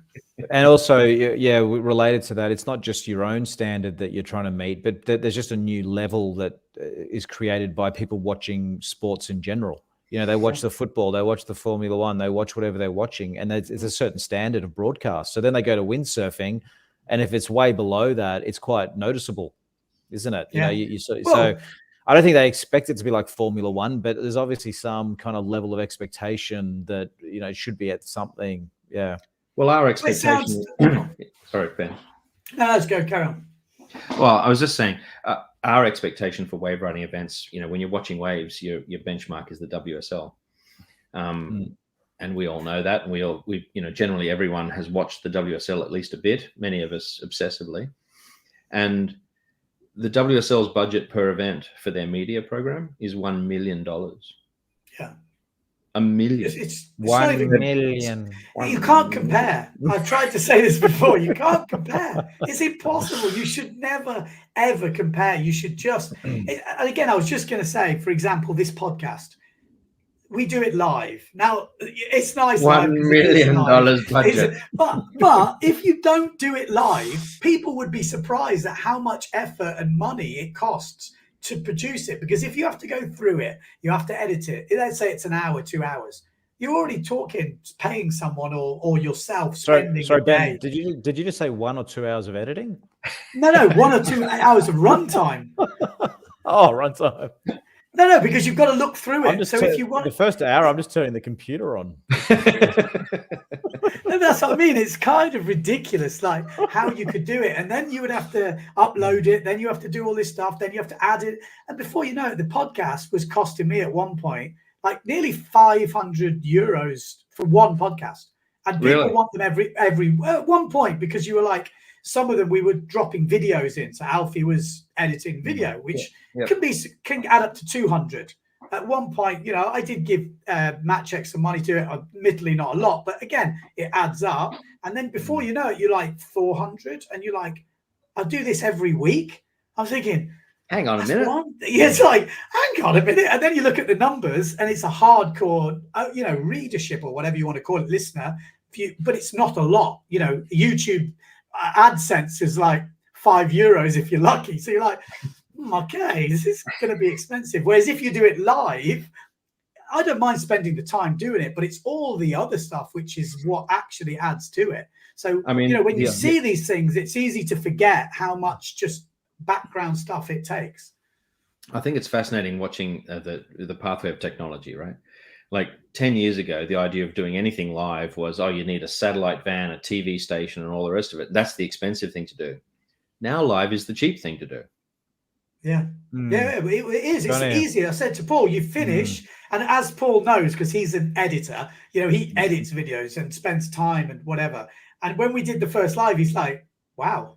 So we just go live, we finish, and then we go. And then you're like, and it's on? You're like, yeah. And you're like, wow, okay. That is cost effective. It's not as good. It's not as seamless. You can have an echo and you can't. That's way better. Actually, is that echo? Is that it's gone? Gone. I told you it was you. Well, I told you. Well, you're right, because you know what happened? I went into settings, and on the audio, there's a little box you can click where it says echo cancellation. I clicked that box, so there you go. I knew it was you. I couldn't blame you, but I was.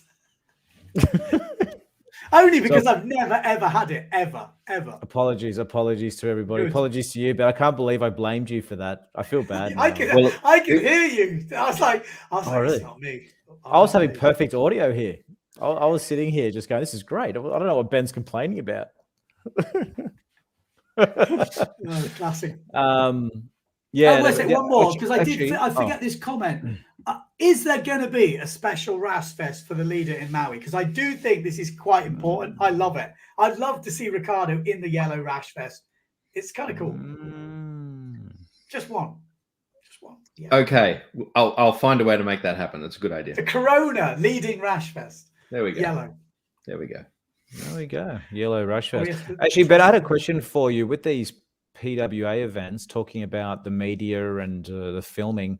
Do you find that there's any spend on these events where you look at and go, they're spending a lot on, say, a big tent thing or some weird thing, but it's not really getting utilized or getting used? You know, they're spending 10 grand to set something up, and you think, well, they could have spent that 10 grand and got a few extra cameramen or something. Is there any of that sort of stuff going on, or is it pretty efficient?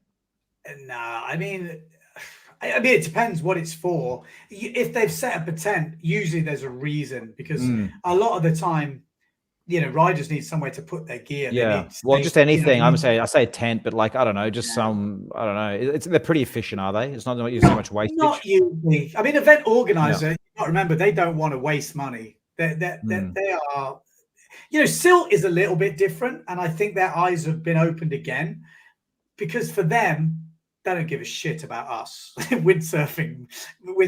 They're like, they want national news. That's really where they care. You know, they care about their sponsors, and their sponsors. We're such a small audience for live stream that are, you know, so when people go, yeah, but it's such a big event, they've got these massive sponsors, why are they not putting the budget into the live stream? It's because they really, over the years, haven't cared. Whereas this year, I feel there might be a turning point, because now they're realizing how good the quality of the stuff they were seeing, and now they're thinking, hey, we need the big TV screen. You know, we need, and then we can use that for advertising our sponsors, and then all the time they've got visuals going on, and that will be a game changer, because before now, to put those straight visuals on, it was a little bit not the level they probably wanted to associate their stuff. Whereas I feel now is like, oh, okay, now we're on it. So now they're talking, and there's a new organizer, like the guy who's, I think, took it on, has these bigger plans, and he's motivated, and the old guys are still associated, so it's still got all that, but you've got this new energy coming in, and they're coming in with these other things. So interesting. Yeah, because I'd be interested in hearing more about that, because I think the live stream for this year in Silt was by far the best I've ever seen from Silt. Yeah, absolutely. It was sunny. What's that? It was sunny. The weather was good as well. So, you know, that does make a difference. If it had been raining all week, maybe we can't even fly the drones, you know? And then, as much as everything is great, if you can't fly the drones and you've got wet cameramen with wet lenses, audio qualities, it just... Well, the drones work in some amounts of rain. I don't know. Like Paul, you've flown them more than we have, but you can fly them in conditions that are less than ideal and still get okay stuff, can't you? Well, you can actually get specific drones that are more designed for wet weather. So that's you can invest in that as well. But it's interesting what you just said, Ben, about they saw the live footage and all of a sudden they get excited. It's the old chicken and egg thing. I've sort of, for the last few years, I've been of the opinion, and I'm not an event organizer or anything, but I would just say put as much eggs as you possibly can into the broadcast / media side of things, because at the end of the day, most of these events, it's all about these days about the internet. It's about sharing it on Facebook, Instagram, whatever, and that's where the viewers are. They're not the 20 people sitting on the beach watching. It's the thousands, tens of thousands of people out there. So you got to get that broadcast as good as you possibly can. The problem is, or not the problem is, but like Silt's a good example. The news, also you can mask the numbers, but usually if you get on the news, it's millions of views straight away. And there's no justification. You don't have to go, here's my YouTube channel, I got this many views. You just go, it was on the news, it was on here, it was on here. And they already go, oh, well, that's 20 million. So the numbers just go absolutely crazy. The only difference with being on the internet, which almost I think has hurt windsurfing, because now we are the target market. So the only people tuning into our windsurfing videos and whatever are windsurfers. So the problem is, before, when windsurfing was big, they would put it on, like I'd watch it on normal TV. There was only 4 channels. So, Water Sports World it was on, or whatever, had its own show. Instantly, you could probably say it had millions and millions of views. And it was in front of people's faces. Now, we're more like, oh, it's on Windsurfing something, or it's on this specific channel. No one's going to these specific channels. Yeah, the only thing is, I reckon TV... I don't know what it's like in Europe, but I look at the TV ratings in Australia, and I'm sometimes surprised at the actual views that programs get. Like a major news program on, say, channel, like one of our major channels gets, say, 300, 400,000 views a night in Australia. Yeah. Whereas there are people putting windsurf videos out that get 200,000 views within 2 weeks. You know what I mean? So I know it's not. It's hard to compare TV to YouTube and stuff, but I think people are way underestimating the effects of YouTube versus traditional TV. The numbers aren't that great, compared to. Yeah. I mean, some of the people on YouTube get hundreds of millions of views. They're just way beyond anything that television could even dream of. Yeah. You know what I mean?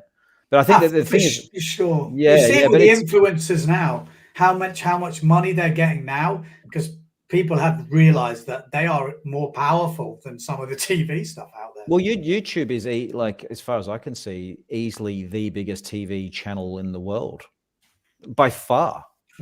Just by far, basically. There's no most number of channels. Oh, it probably is bigger than all the others combined almost. It's that big, it's huge. But the other thing is, regarding, you said, getting on, they care about getting on commercial television. That's fine, but you still need the footage. If you've got some crappy footage, like for example, what we did in Fiji, we got some good footage, and you have a much bigger chance of actually getting it onto a news program. Yeah. You know what I mean? So you still. But I think the money, sorry to cut in, the money needs to be spent. And that's kind of what people don't see, is the people who can deliver it to the right people. Because a lot of the time, that's the missing link. Sometimes you've got all this fucking amazing footage, but you can't give it to anyone. And unless you're some of these traditional media that have been in the game a long time, they have got these sites and whatever, they gets uploaded, or they've got friends in different places. And literally, that is sometimes the difference. We've had great footage. Well, it's obviously getting way better now, but we still have had really good footage over the years. But sometimes you don't see when it gets to these places. But it's getting better. I think that's all. It's getting. It's the same old thing that we've all known about for ages. There's so much content being created that $1 million windsurfing event, the best thing you've ever seen, is competing against cute cat videos, and the cat videos are winning. It's tough. More people Yeah, have there's cats. That's the problem. There's definitely It's a no weird world. saturation. Yeah. You know, I mean, Yeah. you could get 250,000, 500,000 views by spending a lot of money, and you could get it on TV and on news. But with the amount of content that's out there, even that, it's not necessarily capturing a big sponsor. Not necessarily. Yeah, it's a weird world. Do you not think though? Like, I could be totally wrong with this, but this is where I see VW, Mercedes, and stuff when they target windsurfing. You know, and they do something good. You are so getting to the right people with the right message. When they hit like a newspaper or a TV, that is just so general. Whereas I really feel like, yeah, we've got a smaller market, but the target is just nailed on. Like pretty much you are nailing everyone in that demographic is like your target audience. So I think we've just got to target the right people, but then you also need the people behind those brands or behind that marketing to understand that. And that usually the way is there's a windsurfer or some wind sports person in the mix, or they've, you know, that's what happened with Mercedes, I think. Yeah. And then that guy left. Exactly. This is another, just going on from this as well. Simeon and I were chatting about this on the phone the other day. Do you think there's also a bit of an image problem for windsurfing? Because we sit here and say, oh yeah, you know, you're getting content out, but for the average punter out there who doesn't know much about windsurfing, and then all of a sudden they're exposed to it through maybe some viral video, like what is their general image of windsurfing? They could have seen a slalom clip, they could have seen a wave clip, they could have seen, so who knows, whatever, you know, I mean, all the facets of windsurfing. So I'm also wondering, from an image point of view, the people who don't know much about it, are they getting confused? You know, are they just going, what is windsurfing? I don't even really know what it is, or something. Like, you know, we were talking about the other day, Simeon, if you see a surfing video, it's pretty clear. They're riding a wave, and that's about it. It's kind of simple. But with windsurfing, it's kind of complicated in a way, isn't it? Like when I first took on running the IWT from Sam Bittner-Wilson at the end of 2018 season. So 2019 was my first season trying to run it with Russ Farrow, who's the other co-founder of the AWT and now IWT. But at the end of 2018 and the beginning of 2019, I did some market research in Los Angeles with 2 different market research groups. And the question, and this is all through, you know, blah, blah, blah, contacts in LA. And the question I was asking was, what can you tell me about the sport of windsurfing? How is it perceived? Super basic questions like that. And they came back with the same responses, which is that when you say windsurfing, what do you think about? Everybody thinks about a big triangular sail and a flat board, the original windsurfer in the late 70s and early 80s. Everybody thinks about that. And because that's what they're thinking about, then you have a couple of consequences. One, they think it's old and out of date, because that was obviously very dated imagery in their head. So it's finished. It's not a thing anymore. And the second thing is that it's in such conflict with the images that they see now that they don't make the association. So that's windsurfing back then. And what you see now, I don't know what that is. So basically they said the sport doesn't have an identity at all. I'll go with that. Because if you want to make a film cool, you put a surfer in it. You just get him to carry a board. He's the cool guy already. You know, it's literally that association. With windsurfing, what happens when you give someone a windsurfer? And I have noticed kiting is getting mentioned in a few things now, because maybe there's a kiter, you know, in the filming or what, I don't know. But I definitely have noticed that more and more coming into things. I think with windsurfing, right. this is part of this is windsurfing has had the wonderful expansion from that original, you know, thing. It's been an extraordinary creative process of expanding. The evolution has been absolutely awesome. It's been super high tech. It's been no holds bars. It's been anything goes. All these different directions have been created, and it's kind of fantastic. We created a whole series of one design racing classes that are very much like yachting. We created the high speed slalom things, which are, you know, like a bunch of things all combined, but it's high speed and it's kind of crazy. And then we created waves, and then freestyle came along. And then, in the meantime, kiting hived off. It was created, and we created foot straps. So we created toe-in surfing effectively. Like windsurfers have created all these sports from the original core idea about just trying to play on the water. And these people who in those early days wanted to play on the water, who were intelligent, who were creative, and they just, this diaspora effectively of the sport. But what we've ended up having is, in soccer, you have a soccer ball, and everyone agrees that there's a soccer pitch, and there are these two teams, and they're the same number of people, and then, it lasts this long, and blah, blah, this is how it is. This is what soccer is. The analogy with windsurfing is we can't even agree on the ball, let alone have a sport. Yeah, it's an interesting one, isn't it? It's like I think that. Sorry, Ben. It's like we've almost got too much going on. It's like there's quite a few analogies you can put to it, but it kind of makes sense that there is. I was already thinking, my brain is already going, I'm going to make a video. What is windsurfing? And it needs to be a good video, because I honestly think people need to have this video to be able to go, here you go, friends. This is what I do. And it's exactly. I mean, and this market research it got me really thinking, but it's my first response was to say, well, then the IWT, its best thing is the wave riding tour. And we were doing a bit of slalom and a bit of marathons, and we were working with all sorts of different things. It was like, well, if brand identity is not clear, then let's become super clear. We're only doing waves. Like, that's all we're going to do. That's our identity. We're wave riders. We're basically surfers with a sail. We don't get, we go surfing in the morning to get barreled, and in the afternoon we're flying. That's the thing. That's their brand identity. And the rest of the windsurfing sports are doing their own things, of course, and that's all great. But I was trying to find a brand, an identity that might be identifiable, memorable, exciting, sexy, all those sorts of things. And so that's why we're doing what we're doing. Yeah, it's an interesting discussion, isn't it? It sort of boggles the mind trying to sift through this issue, I think, in a way, isn't it? I think the problem is it's endless, and there is no answer. One thing I do know, because people said, "Oh, it will just windsurfing will never die. There will always be people windsurfing. No. We might lose some brands. We might lose a tour. We might gain. We might do lots of things. But windsurfing will always be there, and it will go through ups and downs. But I do think the visuals for windsurfing and the media for windsurfing is only going to get better, because, as we said in that other podcast, everything is becoming cheaper. Before, you needed a helicopter. Then you had a drone, which was hard work. Now you've got amazing signal to the thing. You've got so many ways now to produce it.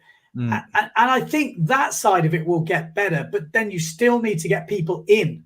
And as me and Paul said earlier, the simplest way to get people in is if everybody who windsurfs teaches one person. You double windsurfing. I mean, it's not as simple as that, but it is as simple as that. But then you've still got to teach them. You've still got to teach them a thing. I'm not saying it's easy, because once you teach them, they have to stay in. And there's a lot of logistics, and I can think of lots of different reasons why windsurfing has, dropped in numbers, and there's loads of different ways of looking at it.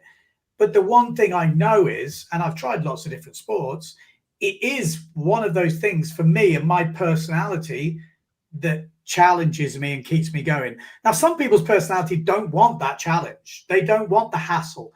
And I get that. And they will never be windsurfers unless they live in a really easy spot where they can just take their gear and the wind is consistent. But weirdly, my personality is someone who loves that. I love the challenge. I love the hard work. I like that you can't get it on tap when you want it, because then when you get it, it's even better. And I've said it before, you eat steak every day and it's easy. You will go off steak. It will be, I won't want to eat a steak. I want a bloody fish finger. And you don't, but when you have to really work for it and you have to graft and you've got to travel and you get there and it's shit, then you go next week. But then when you get it, that feeling is like extra to how good the sport is as well. And those moments, that's windsurfing for me. Weirdly, some people don't agree. They're like, no, I'd just rather have it good every day, man. Shut up. But I mean, I'm with you, Yeah. Ben. I mean, all the windsurfers I know are kind of masochists, in a way. They like that it's hard. That is the attraction. And you know, everyone I know who's a windsurfer is pretty gutsy. They're pretty determined. They're kind of ferocious, even with that focus and determination. And that's the personality type that becomes a windsurfer. It's really interesting. yeah, Because it's not easy. I agree. But with this idea that it's hard, it's as hard as you want to make it, isn't it? Because if you get a beginner board with a beginner sail, I can teach someone to sail out and turn around in the first afternoon, and then it's actually quite easy. So I think it depends. Now when we think about windsurfing again, it's the waves, it's loops, all this sort of stuff. But back in the early 1980s, it was actually easy, wasn't it?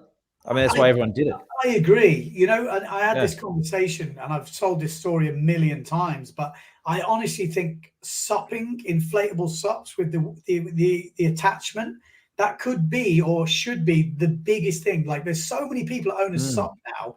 We need to push adding a sail to that sup as the next progression, because you know, there was a story that Dave White said, or Peter Hart. It's like, if windsurfing had never been invented and supping was already here, and you're supping there with your friends, and then this windsurfer comes past, you would be like, I want to do that. That is way better. It's way more efficient. It looks great. Give me that. And I think that's the thing. Like Paul said before, you'd have this old windsurfer that anybody could do. Any one of your friends could jump on it and go. Whereas now you open the van, you've got like fucking 8 boards like me, and not one of them is useful to teach someone on. I know. How many times does that happen when you're down the beach and someone, can I have a go? And you're like, you wouldn't be able to use it. Exactly. You know? It actually feel bad. You're like, I want to teach you, but you just can't use any of this. Yeah, I know. So, yeah. But also, as I was saying to Paul yesterday, I think that one of the biggest things for me is that community friendship groups. That's why people also stay in sports. It's not just for, you know, windsurfing does well just off its being exciting when you do it. But I honestly think the when I used to go to competitions, and maybe I've said this lots of times, but the whole community and meeting people and seeing people and being part of that whole thing, and you see it with yoga, you see it with all this stuff. It's not just the doing of the thing. It's the people around it and that social aspect. And if you look at early day windsurfing, the social aspect was massive. Like massive. Yeah. I think this is also underrated. Like, it's also, you had success with the IWT with that because there was a big social element to those events. Now it's sort of stepped up a bit, you know, with the 5-star events, but that was what kind of initially made that whole tour what it was, wasn't it? The social aspect was a big part of it. Well, that's why when we've sort of been expanding, we wanted to have a really good top end, but we also wanted to keep the base and keep the middle ground and keep all of it. And I think the idea is, I don't know, when we sort of worked out how to get this 5-star system working with all the events around the world coming together, that was the way to sort of keep it fun and keep it social. Like, I've just been up to the event up at Woolgoolga up in the north coast of New South Wales here. Yeah. Great bunch of people, great community. You know, we had 25, 26, 27 people. All of them totally crazy, passionate, dragging along their family, partners, kids, whatever. And it's just fun. You know, that's it. But they're a part of it. And I think that that's key to making sure that you keep that grassroots, you keep that sense of community, because there's no top without a base, right? Like, there's no pyramid without the base. You can't be at the top of a pyramid if you don't have the pyramid. So the idea of that pyramid is fundamental. And the idea of what holds that pyramid together is community and fun. Yeah. But 100%. And I found that I lost it a little bit when I went wave sailing, weirdly, because the forecasts were few and far between. You'd go wave sailing, you'd finish, people would go away from the beach. Whereas when I grew up, I was growing up in a sailing club kind of era. And that was it. You would go to the bar. But you know, like, even as a kid, you go play pool, but there would be that circle of friends. They'd all be around the lake. You know, the lake and a sailing club is so much more, for me anyway, much more social. The beach is good, but it's not as easy. And especially now, you know, to have a place on the beach is really expensive. So everyone does different things rather than have these hangout places. It becomes, they're trying to make money, obviously, because that's what they're doing. So I think times like that, I think, have changed a lot. But I think WhatsApp groups, I think they're really important these days. I said this on a previous podcast ages ago, but I think the guy, and you've all got one, who is the motivator in the WhatsApp group, the one who's like, there's this dodgy little forecast, and they're like going, come on, let's get, you know, you always need that one who pulls everyone together. And the difference between going sometimes is that person, or the group of people that start chatting, and you feel like you're missing out. And then before you know it, you know, I think these WhatsApp groups are becoming more and more important. Well, they certainly operate on the east coast of Australia, the west coast of Australia, everywhere I've ever been. Chile, Peru. I mean, these WhatsApp groups are what drives all of the social connectivity, all of it. Yeah. It's quite amazing. Is there not usually one person who's like the... Yeah, always. There's always one. I think they're the one. Every now and then you get two vying for the attention. Yeah, exactly. There you go. And then you go, well, I'm going. And you're like, I can't not go now if you score and I don't go. I know it's getting late in Sydney, Simeon, but before you go, unless you don't want to go, but the idea of, like, what do you think about the idea of having events where it leads to a bit of a crescendo? You know, so for example, say the Fiji, you know, there's like feeder events, and then you get to say Fiji, and it's the top, you know, 16 or whatever it is, and they're, you know, the best of the best get to go in the best waves, and you have a showdown like that. I mean, is there any talk of this sort of idea, or is that just you don't think the sailors would go for it because then people would miss out and all this sort of stuff? Well, I think the sailors who would miss out would not like it, but I think the sailors who are in that top group would love it, and most importantly, I think the fans would love it. I think when you're creating a sport, and this comes back to, do we have a sport? When you're trying to create a sport, you've got to look at what other sports are and what social expectations and cultural norms are around sport. And cultural norms are that there is a pyramid, and you start as a kid and you do your little community thing, and the parents are all volunteering and everyone's sort of part of it all, and you get better and better and better and better and better. And eventually you get into a series of rep teams, or you get to the elite level, however hard that might be to climb up to that elite level. And at some point you have a grand final that just has 2 of the 12 or 16 or whatever number of teams there are. And that's what sport is. That's what everyone expects sport to be, to some extent. Individual sports are different. When you go to golf, for instance, or tennis, they tend to have really big fields that whittle down very quickly because they've got very good seeding, but they whittle down very fast to the best people. And those best people are then, you know, they're the draw cards. Those top matches are the big draw cards. Everything else happens off center court or off on another golf course or whatever it might be. So, you know, we're trying to learn from all the sports, different things. Bottom line, when we watch the WSL do the cut, it's been incredibly unpopular, wildly unpopular, like savagely backlashing unpopular. Yeah. And when I look at that, I think that, well, first of all, surfing's got a problem that we don't have. They've got huge numbers of surfers trying to get into that CT, and we don't have that problem. So they have to do cutoffs and they have to set limits. And they're starting from a different place. But they're also starting from a place where those surfers have a lot of money, and there's a lot of money at stake about whether you're on the CT or not on the CT. And I think the thing that was the most upsetting when they introduced that cut was that there was a financial expectation in contracts that you were either on it or you're not on it. And the contracts didn't stipulate, they didn't have a category of you get cut. You're either on tour or you're not on tour. And once you're not on tour, you're kind of out.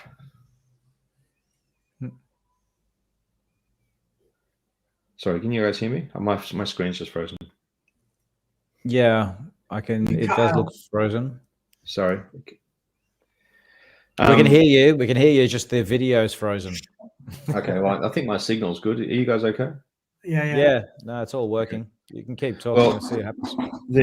Anyway, so the bottom line is some versions of cuts are very unpopular, like that one of the WSL, and other versions of working towards a final are very, very popular and not in dispute at all. And I think that surely there must be a way for us to work out how to get the best out of these systems. So moving slowly, I think, is a key. Watching other sports very carefully is a key. Just my screen's just gone weird. Yeah. Let me just. Oh, I'm back. I'm back. Oh, you're back again. Cool. Do you not think, because I've looked at this quite closely, I think the biggest problem with sports like us and sports like surfing, which is why you can't do it, is it's not a level playing field. The conditions are so varied and so different.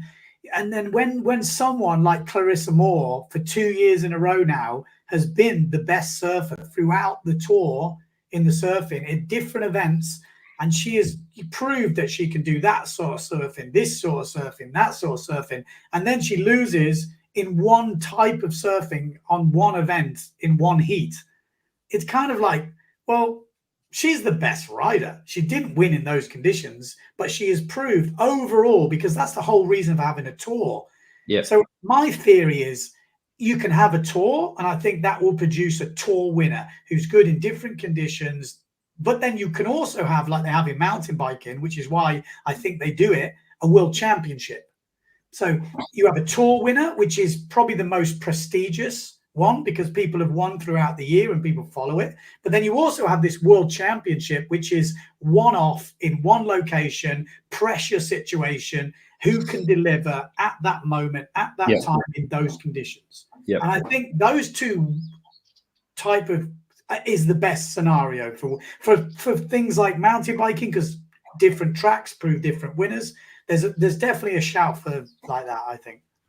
Well, I really agree with that, and that's why I'm inclined to think that this idea of weeks at number one is an interesting idea, and I'm inclined to think that the tour rankings shouldn't be just 12 months. They should be rolling. They should be continuous, and it should just be how many weeks can you stay at the top, or how many weeks can you stay in the top 10, or how many weeks can you in the top 5, or how many weeks are you in the top 100, or whatever it might be. To me, that's for the way our sport is, and if we're looking at a growth model which brings more people, more things going on, that's a very good version of a growth model.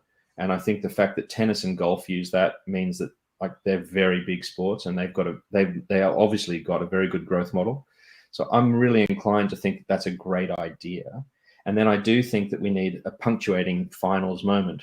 Now, whether that punctuating finals moment is completely independent, I mean, seeded by that result, or exactly.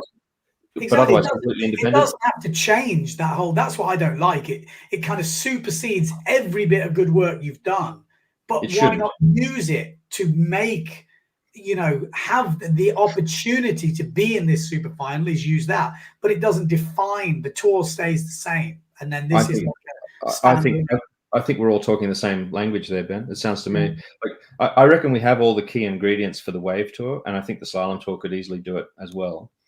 I think that key ingredient number one is that we have a tour at all, and that means you have whoever's number one at the time. So key ingredient number one is you can have this continuous thing where someone's number one, and maybe someone's number one for 10 years. Yeah. But maybe someone's number one for a week, but they're still number one. That's a claim. Interesting. Sorry. No, sorry. I was just looking at this comment coming in about I just thought this was interesting. Not totally on that subject. Ryder Cup, Solheim Cup. USA versus Europe, or Europe versus Australia, whatever. But I do like the idea of some sort of team fun. It's not so easy because it's obviously cost money to get to these type of things, and who would support it and where would it come from. But in theory, I think it could be a really fun idea where you have different riders cheering for other riders, and if it's filmed right, it can be really good. Well, we've got in the live heats thing, I've started putting in everyone's nationality, and we've created every competition, every event has a winning nation, because that's easy to set up, computers. And so every event has which nation was on top and how many points did they get, and the system just does that for you. And it's kind of fun. I mean, we haven't really promoted it or paid much attention to it, but it's fun because it's not any extra work, which is a big factor. and it's using events that we've already got. And if we start, if it generates interest and people start sort of rooting for each other and thinking, yeah, let's get Team Europe to win. You know, if a bunch of the sort of the French and the Germans are knocked out, but they might be going for the English person or the Spanish person against, you know, the rest. That's kind of fun. You know? So I just see this comment come up saying the Live Windsurfing Tour. That's a good question. Has anyone from Saudi Arabia contacted you? That's right. They're on the line now. Just 1 second. Hang on. Just get back to you. No, but I'm being serious. Well, interestingly, like, well, where's the money? The money's there. They're like full sports washing mode right now. Everyone else is taking it, and I'm like, whoa, how's the windsurfing over there? So I did a bit of Googling the other day. It's not that bad. Oh, really? There's maybe more than slalom, but damn. This year, this next season, we're going to have an event in Israel. They have an event in Israel, and we're working with those guys to sort of sanction it. It's in Haifa, and that's going to be fun. But that's on forecast. That's a difficult one, but it'll be cool. And the standard there is really high. And they built a shipyard there, a ship groin, and it's created a new wave, and it's kind of cool actually.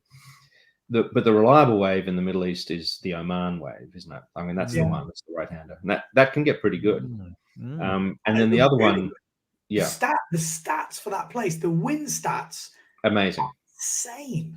It's very good. The swirl stats are less impressive, but it does get good. So it just depends whether or not it's reliable for swirl. I don't know. It sort of is and it isn't. When it's good, it's great, but I don't know how reliable it is. And then the other one, which is, you know, interesting, is this WSL big partnered pool that they're building. It's pretty big, and it could have fans. But that's you the one in Abu Dhabi or something in that one, or was it Dubai? Abu Dhabi. So I mean that could have fans down the side because of the angles, but that's a giant energy festival. You know, that would chew up. You know, and we would all have a problem with that. That'd be problematic, but it would be fun as well. Definitely got the fuel to fuel it. Yeah. I mean, there are all these options. Talking about events, so the Wade Perry here.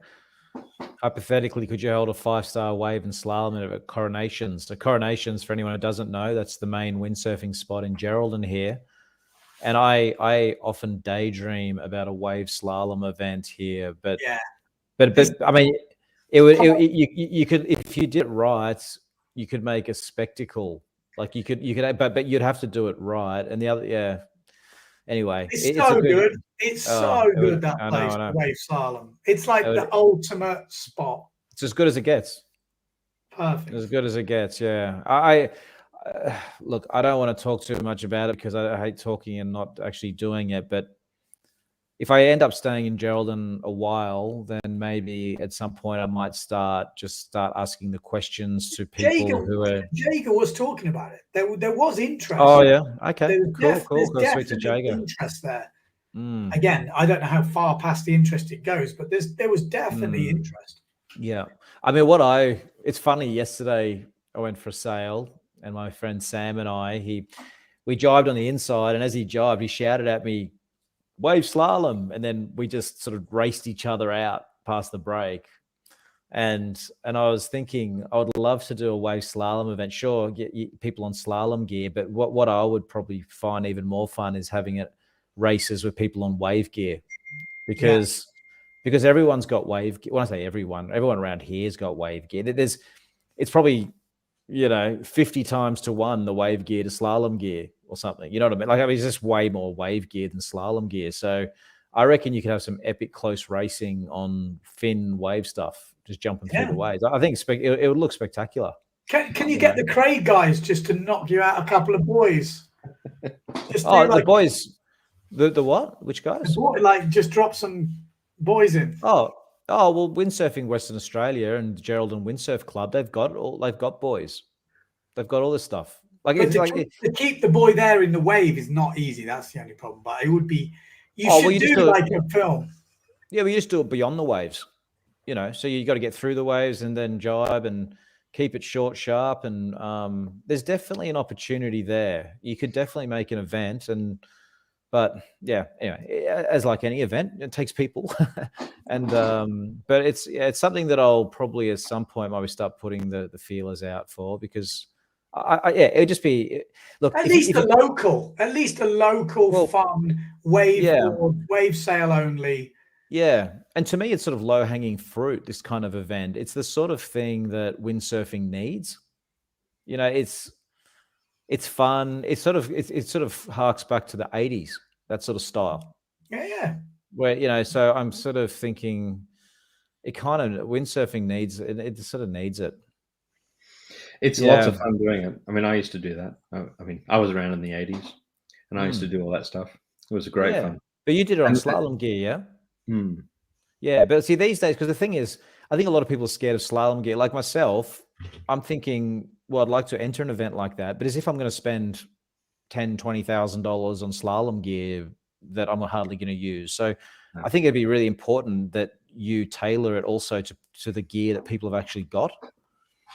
Because around here, everyone's just got wave gear, so you might as well. And from a spectacle point of view, like I'm just thinking it from a drone point of view. As long as the racing's close, it doesn't matter if the board's going 25 knots or 32 knots. Like people don't. I mean, okay, it's nice to go a bit faster, but if it's close racing, that's what people want to see. And the good thing about wave gear is too, you can jump through the waves and land and not be punishing your knees. Whereas a slalom gear, that's pretty hardcore. Now, waves, if you've got some proper waves like Coronation, it's also interesting doing the jibes on the waves, and it's so fun. Like you say, I always said this, but I always get hate in the comments, but I'm not that into Formula One. Like everyone's like, oh my God, how are you not into Formula One? But I don't find it that exciting. I think the media around it is amazing, and that's what makes it. But if those guys were in go-karts, and all the media was exactly the same, I can tell you now, I personally think it would be way more exciting because there's way more at stake. They're trying to get into little things. They're cutting people off. I know what you mean. Yeah. It's like there's way more excitement in touring cars, in MotoGP, but the media is all on Formula One, which for me is one of the most boring terms of racing. Yes, it's good because you've got all this information and data and there's stories, and I get why people like it, but it's not because of the race is epic. The race is not epic. No, it's not. No, you're right. You're right. No. It's fast, but I always get hate, so bring it on. But Formula One has transcended the race. It's to me, when I think of Formula One, I don't even really think too much of the race. I just think of the spectacle around it. That's kind of what it's become. Yeah. Isn't it? The actual race. Like I look at windsurfing racing. Obviously, I'm biased because I'm the bloody commentator. But the racing we had in Silt on the foils, where people were exploding, people were jibing on swells, people were overtaking from behind, and then just exploding on the next reach. It's like that is, honest to God. I try and look back and not be biased, which is hard, but I really feel it's way better than Formula One. If people had invested in the characters, and if people had the backstories and all the other stuff, it is a much better race. There's way more shit going on. This is where it gets sort of complicated. I mean, Formula One is largely popular because of death and money, and death and money sell and get you interested. Like you're watching something where someone could die, and you're watching something where massive money is at stake. Massive money has been spent and massive money is at stake. And these people are millionaires, multi-millionaires. And the people who back them are billionaires. And you see the big yachts, you see the Monte Carlos, and everyone just loves rubbing up against money and having that frisson of death. And, we can't deliver that. But some of the crashes, you see it in foil racing now. It's ridiculous. Look, I certainly don't hope for anything to do with death in any windsurfing event ever. Like that would be just horrendously bad. But it's different. It's just different, isn't it? I don't know. Yeah. But I mean, I agree with you in principle. Like the slalom stuff that we've been seeing. I mean, I used to race slalom.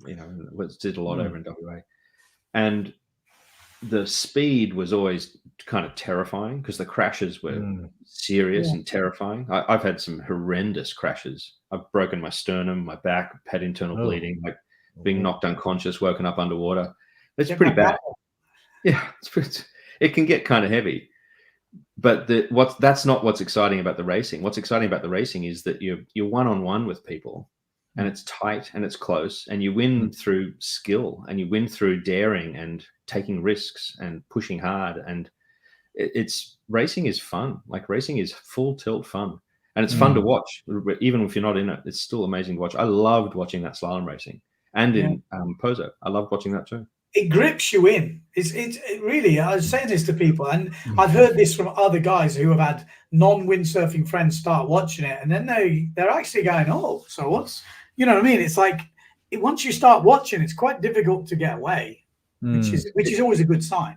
It's very engaging. And I think, if we had the media machine, or if somehow the cycle of interest and money all worked together, and we could get that kind of coverage where we got that close to people, it could be spectacular. I mean, it could be really, really impressive, amazing television. Yeah. I'll see how I go, but this summer I'm thinking, Benny, I might try and ruffle up 4 sailors at Corros and put together a sort of spoofy kind of wave slalom race. Like the you know what I mean, like just a single race. Need like 8, 9, 10. Oh, well, okay, well, whatever. Like, it might be a bit hard to ruffle up 8 people and get them all organized, I'll be honest, but I could try. But and then once I get the video done, I might just send it to you, and you can just commentate over the top as if you're just watching it live. Because I thought it'd be good just to have a video where you can show people and say, look, this is just a concept of what you could do. I think that's the best location. If I had to pick one in the world, I'm not joking now, I honestly think that would be it. It's the perfect destination. No shore break, waves on the outside, not crazy gnarly waves, but enough consequence and enough. And they build up slowly as you go out. It's perfect. And something else, Benny, that you'll be excited about, at the campground, just before you come down the hill, the farmer that owns all the land, like there's a family that owns most of the land around there, and they have created a new campground. So as you go down the hill on the right, and that campground has they're putting in drop toilets, hot showers, it's still simple camping, but with a few luxuries. Wow. So having an event there, just having those facilities, it just makes it that bit easier. People could actually stay. Yeah. Every time I turned up there over the years, I always thought, how has someone not, this was in Europe, which could be a good thing, could be a bad thing. Just at the back, not blocking the wind, nowhere near the big, but just at the back. How is no one building like cabins or something that would create that place has got? And the weird thing is, where everyone sails, if you look to the right, there is good sailing all the way down the beach. It's like, I really feel like that could be just such a massive, like, they could almost build Geraldton off I don't know. It's just such a good place. I mean, maybe people don't agree with doing it that way. It is. Well, it'd be like Jerry with waves. Well, honestly, it's got the position and the way you could do it. It wouldn't affect the sailing, the nature. You might, upset a few snakes or something, but I mean, there's not like there's not a lot to mess up, is there? I mean, it's just bush. Mm-hmm. Maybe people. It'd be interesting. I mean, it would be a very popular place, that's for sure. It's a safe, fun, big place. You could fill it up with lots and lots of people windsurfing. It'd be great. Oh, here we go. Yeah, this is just a video, just if anyone who hasn't seen Coronation before. Yeah, right. Look at the launch, flat as a pancake. Look at the slalom. You could do it beach start. Oh, just straight off. Straight on, straight out, and then little waves kind of building up. These are amazing for doing forwards on. I always thought it should be supercross, so you have to do a little forward on the way out. The only thing is, it's quite nice to see 4 or 5 guys doing forwards, though, like off for sure. For sure, but the only other thing with that is that there's plenty of people who can't do forwards, and then the question is, does it alienate them? And it's fair. Well, maybe you don't do forwards in the early rounds. Maybe you only do. In this. Maybe you only do forwards. You only do forwards in the quarterfinals or something when everyone's really good. Yeah, well, that's true too. But But I don't even necessarily think. Yeah, I mean, I don't know. Yeah, You wouldn't need to. There'd be plenty of action. You're right. You wouldn't need to, but it just looks so cool, especially on the first reach where everyone's together. Yeah, it would be cool. But the only other thing is, and maybe I'm being a bit conservative here, but if you had 4 or 8 people in a heat and they're all doing forwards around each other, could get ugly. Yeah, you're being too conservative. No, but you know what I mean. You've got to think about safety as well. Did you not hear what Simeon said? He broke his sternum. He broke his bloody back. Yeah, I know. But if I'm going to be involved in running this event, I don't want to have to deal with broken backs. No. But look at it. Look at it. That's like a slalom dream. Oh, it's a wave sailing dream as well, to be fair. It's like a skate park. Yeah. So anyway, it's a magnificent play. Magnificent. That would be another one to think about. So, that'd be fun. I mean, you wouldn't have to put a lot of energy into organizing it. You just put a boy out the back and that's the thing. You say that, you wait and see. Yeah. And as we all know, organizing an event is never easy. That's true. No, but I think what I was thinking with an event like that is you sort of get a few loudspeakers around with maybe a commentator, because you need that sort of vibe. So you need to, someone's commentating what's going on out there. You might even have some kind of screen that people can look at. So as the drone's following out the back, so it's a live screen. I mean, you just create a bit of an atmosphere, which, okay, easier said than done, but it's all possible. Fun. It's possible. It'd be heaps of fun. Heaps of fun. That's actually quite that'd be great fun. Get BHP to sponsor it. I just for anyone listening audio only, if you're still here, just had a comment saying, in WA we're just going to turn it into a place to export iron ore, which is, you know what I mean? Everyone moans about doing stuff, but then when it comes to mining and stuff, no one says anything. They're just digging up everywhere. No, that's good. Yep. Oh well. How you going there, Simeon? Are you ready to call it a night, mate? Well, I've been having a terrific time chatting with you guys. Thanks very much for having me on. Really appreciate it. It's been great fun. I'm glad Paul sorted that echo out in the end. I tell you, I was enjoying watching him blame you for everything. That was great. Honestly, you don't know how hard that was to me to just go, don't plug your because he's got a new mic. I didn't want to upset him. He's been really proud about this new thing. I was like, oh man, he's really upset. I spent way too much money on this headset. But it's not actually, we've just found out, it's not the headset, it's that bloody button you got to press. It's always setting. It's always about the settings, isn't it? It's all about settings. We have sorted it. That's good news. Sorry for the people for the first hour. I did want to have a chat. I did want to say to you guys that I think this idea of doing a regular podcast that you've been coming up with is an excellent idea, and I think it's really good that people can check in and find out what's going on a regular thing. Surfing has it, and I quite enjoy listening to the surfing ones. A lot of the sports have them, and I think that kind of journalism and that kind of fun journalism, it's just excellent. I'm really excited to listen to it more. We're hopefully going to turn it into a more structured place, because Paul is very structured. Very. Myself, not so much.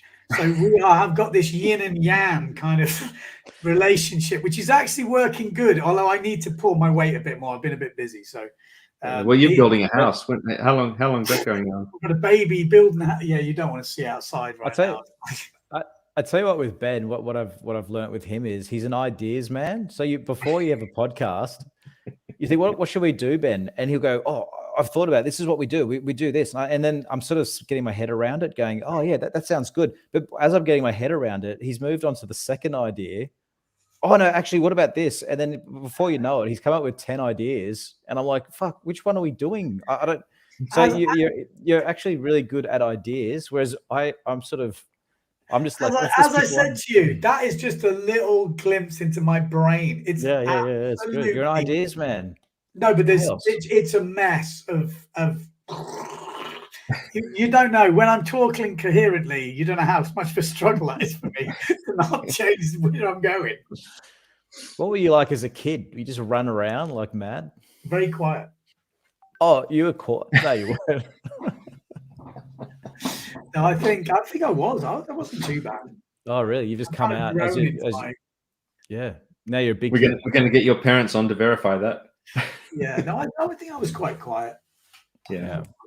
But thanks, Simeon, for the support, because I have to admit, sitting here and you're wondering if people are actually either listening or thinking this is a good idea. But we've had some pretty good positive comments. We're obviously not getting hundreds of thousands of views, but it is windsurfing after all. I guess you can't expect miracles, initially.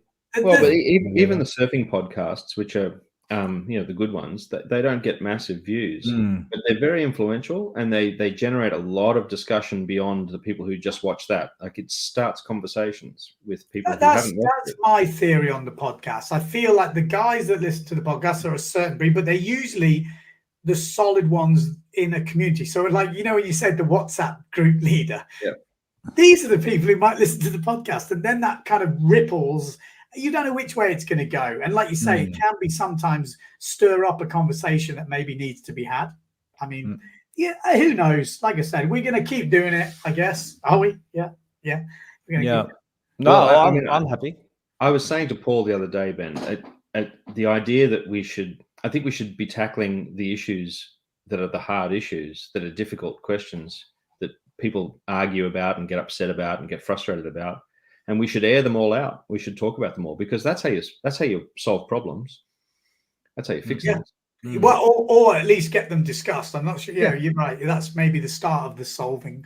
Well, yeah. I mean, you may not solve it in the podcast. You might. There we go. Brian said, "What? Thanks for ruining his afternoon." We love it. Yeah. This time zone's a bit of a funny one, isn't it? It's also from Alexander Morales, who's saying, "Who is Plow King?" I don't know if you guys are aware, but there's that there's an Instagram account. I think he's called, is it Plow King 2000 or something? That might be the other one. There's just the original Plow King. I know who that is. I'm not sure I'm allowed to say. Yeah. No. Okay. Well, anyway, I don't think, to be honest, I could say, and everyone wouldn't have a clue, because it's not like it's a pro sailor or something like this, but it's not like the person in the photo. No, it's not the person in the photo. No. He's a good one for stirring up stuff. He is. He's actually had some funny posts over the years. He has. Yeah, it's cool. The problem is with all that shit these days, there's a line, and when you go over the line, oh my god, it's like. Because that's the problem with trying to be funny and trying to be witty and trying to. It's a really. I hate it with the commentary sometimes. I say something or I don't even realize what I'm saying, because I usually just open my mouth and my brain just spits out a little shit. Or not in my brain, I don't know, it just comes out. And then you think, oh, that sounded different out loud to what I thought was going to come out. But do you think when you look back at all your commentary, Ben, I mean, you've been doing it for a long time. I mean, have you ever said anything that you thought was honestly bad? It depends, because I think I'm being funny. So people's opinion on humor wildly varies. So honest to God, I've had people, because also just the words you use. So I was talking to Paul the other day. I used the word pussy as someone who won't go for a move, because I grew up in the 90s, and that was just the word that you don't even think about. It's just, and there's a lot of other words that I use, which I have to now get out the habit of using, because they are habits. And I don't think it's any disrespect, but I upset a lot of people with this word for some reason. And then I got told they were going to tell Dida Moreno, and you wait till. I'm like, I know Dida Moreno. She uses that word for me. So it's kind of weird. But that word, is it actually initially related to women or a pussy cat? No, but you know what I'm saying though. Like, is it like? It's like if I call you a dick, it's the same. It's not like I'm not thinking of a male thing. It's just stupid. I just find it kind of crazy. No, I get that. And I'm like literally full on attacking me. Like, if you had a daughter, you wouldn't say those words. I'm like, I now have a daughter, and I probably still use that word. I'm sorry, and I'm sorry if that upsets anyone, but it's very difficult, that type of stuff, because I don't quite get it, and it's really difficult to change everything. And the problem is, when you do a channel like this, there are kids watching, which I forget sometimes because I'm not like that, and there are people who have different thoughts on certain things, and you're trying to be funny or you're trying to cause whatever. It's a real difficult balance, I think. And like I said, that's just one tiny little thing, which wasn't much, but I just remember the comments. And there was one time I put a picture on Instagram, again, just to get likes, because someone sent it me, and it was this woman. Like, I just found it so funny. Like, I look at things like literally always in a humorous way. Like, my brain finds a way to find some of the stupidest things funny. So there's this woman like doing quite a provocative pose in a pair of, like, let's say a G-string, maybe with a swimming costume, backwards, looking over her shoulder, which is quite provocative. It shouldn't be on a windsurfing channel, but she's on a Xantes 290, and it's like this old school board from 30 years ago that some photographer, and this is the way my brain thinks, has thought, oh yeah, but how could we sex this up? We need to add a bit of surfing in here, or so he found this board from probably under the house or in the garage, stuck it on, foot strap still on it, non-slip, and I just imagine this. You know, I can just imagine the photographer going, oh yeah, this is the shot. And for me, it just made me crack up. So I put it on Instagram, kind of saying, fuck, this is hilarious kind of thing. And my God, it got the most likes it's probably ever got. A lot of people found the funny side of it, but obviously there's a percentage of people that private message me basically telling me they got daughters and how could I put this on? And there was no rude bits. It was just a provocative pose. But there's just different mentalities, and I sometimes fall on the wrong side, I guess. My humor or my brain doesn't quite see the other side, which I guess there is. Don't know. Look, I mean, I think that's the world we live in, isn't it? I mean, that's what's going on, and we're sort of in language.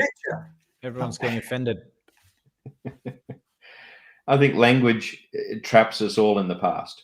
Because language is very malleable and it changes very fast, but the way we use it is just as the colloquial use of a word here and there.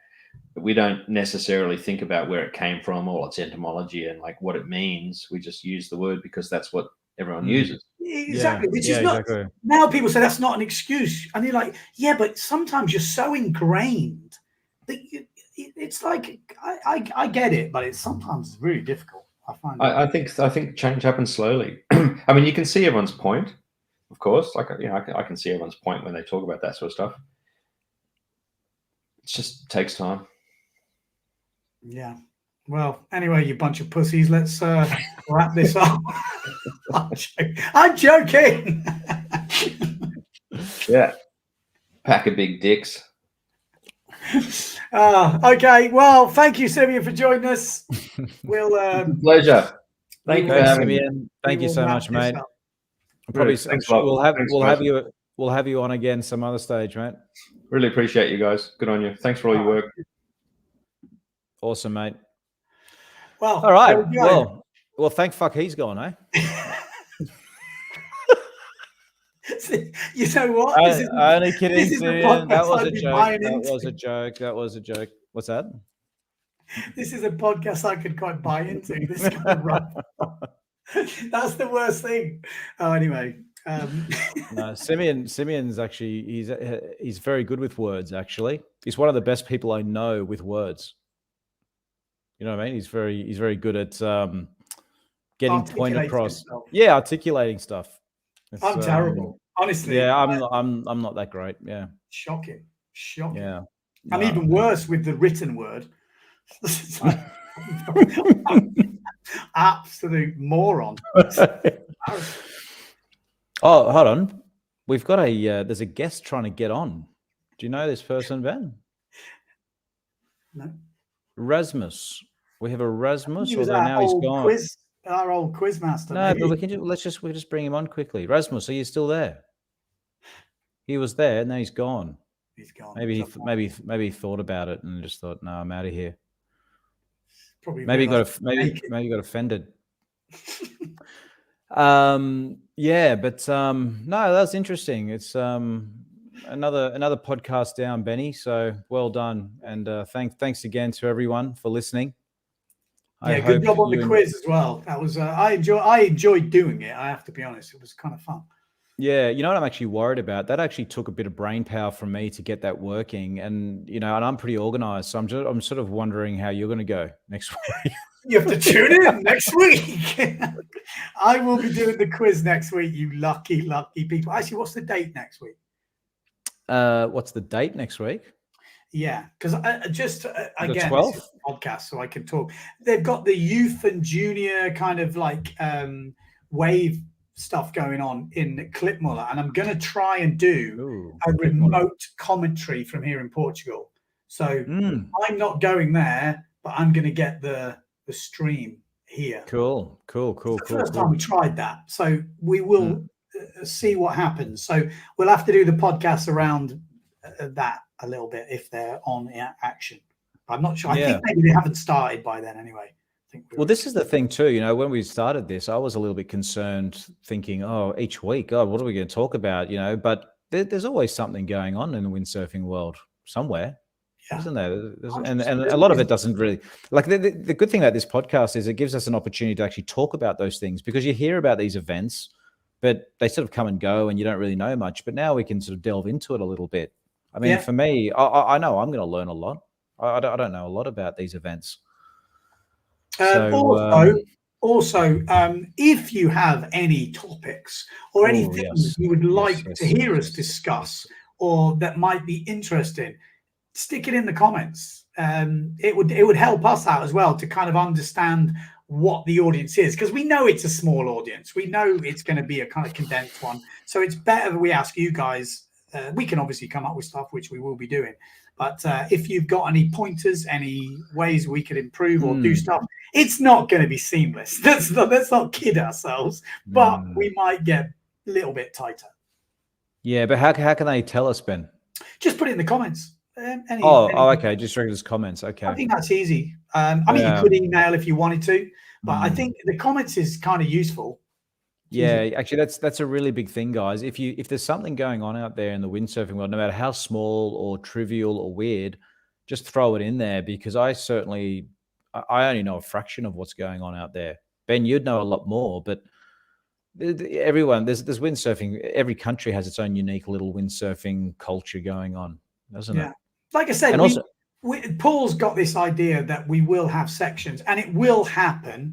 And it's not because of him; it's more because of me. I've been really busy recently, so I haven't got time to get the sections down. But the idea is we will have like little sections, which won't be massively long, but we're going to cover them kind of every week at the beginning. And then the idea is to have the quiz every week, and then we have sort of end with that type of long form chat. So then the guys who are kind of interested in that first bit might just listen to that, and then maybe a few hang on for the long chat. It's probably the way to go, isn't it? Yeah. Do the sort of fun stuff at the start, the sort of that sort of quiz and all that sort of stuff at the front, and because that's the way to go. And definitely, we've definitely got to get some more women on here as well. Yeah. Some women windsurfers. There's plenty out there. It's got to get them on. So I'll be honest, the podcast, the old school podcast, me and Matt Check were getting like emails going, "Hey, you got to get more women on." They're the hardest to lock down. Are they? Actually come on a podcast. And I also think podcast is quite, again, not saying this is a male versus female thing, but you putting yourself out there as you can't hide yourself on a podcast, because it could be 2 hours and whatever this is, 3 hours long. It's impossible to hide your real self.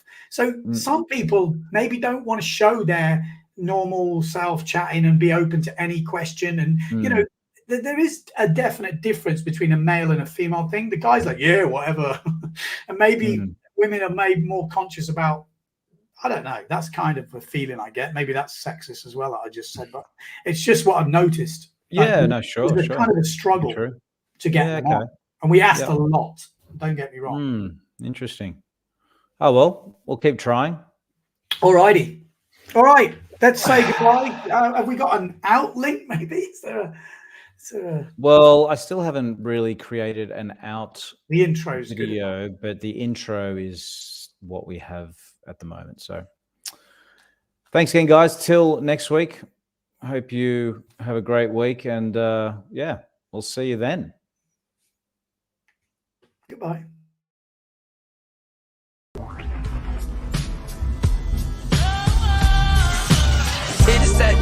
of the week again. Sit back, relax, we got the brain of band. No need to stress in the house, is Van Bellen. The game is windsurfing, you can't yell them or tell them. We get the news, the views, the win biz. The brand's gear tips plus the world's best quiz. Cars PWA. We're professionals without the pay. There's nothing in pole dancing that we won't chat. From tandem boards to a windsurfing cat. It's your one-stop shop for a laugh and listen. Tune in each week or you'll be doing the missing.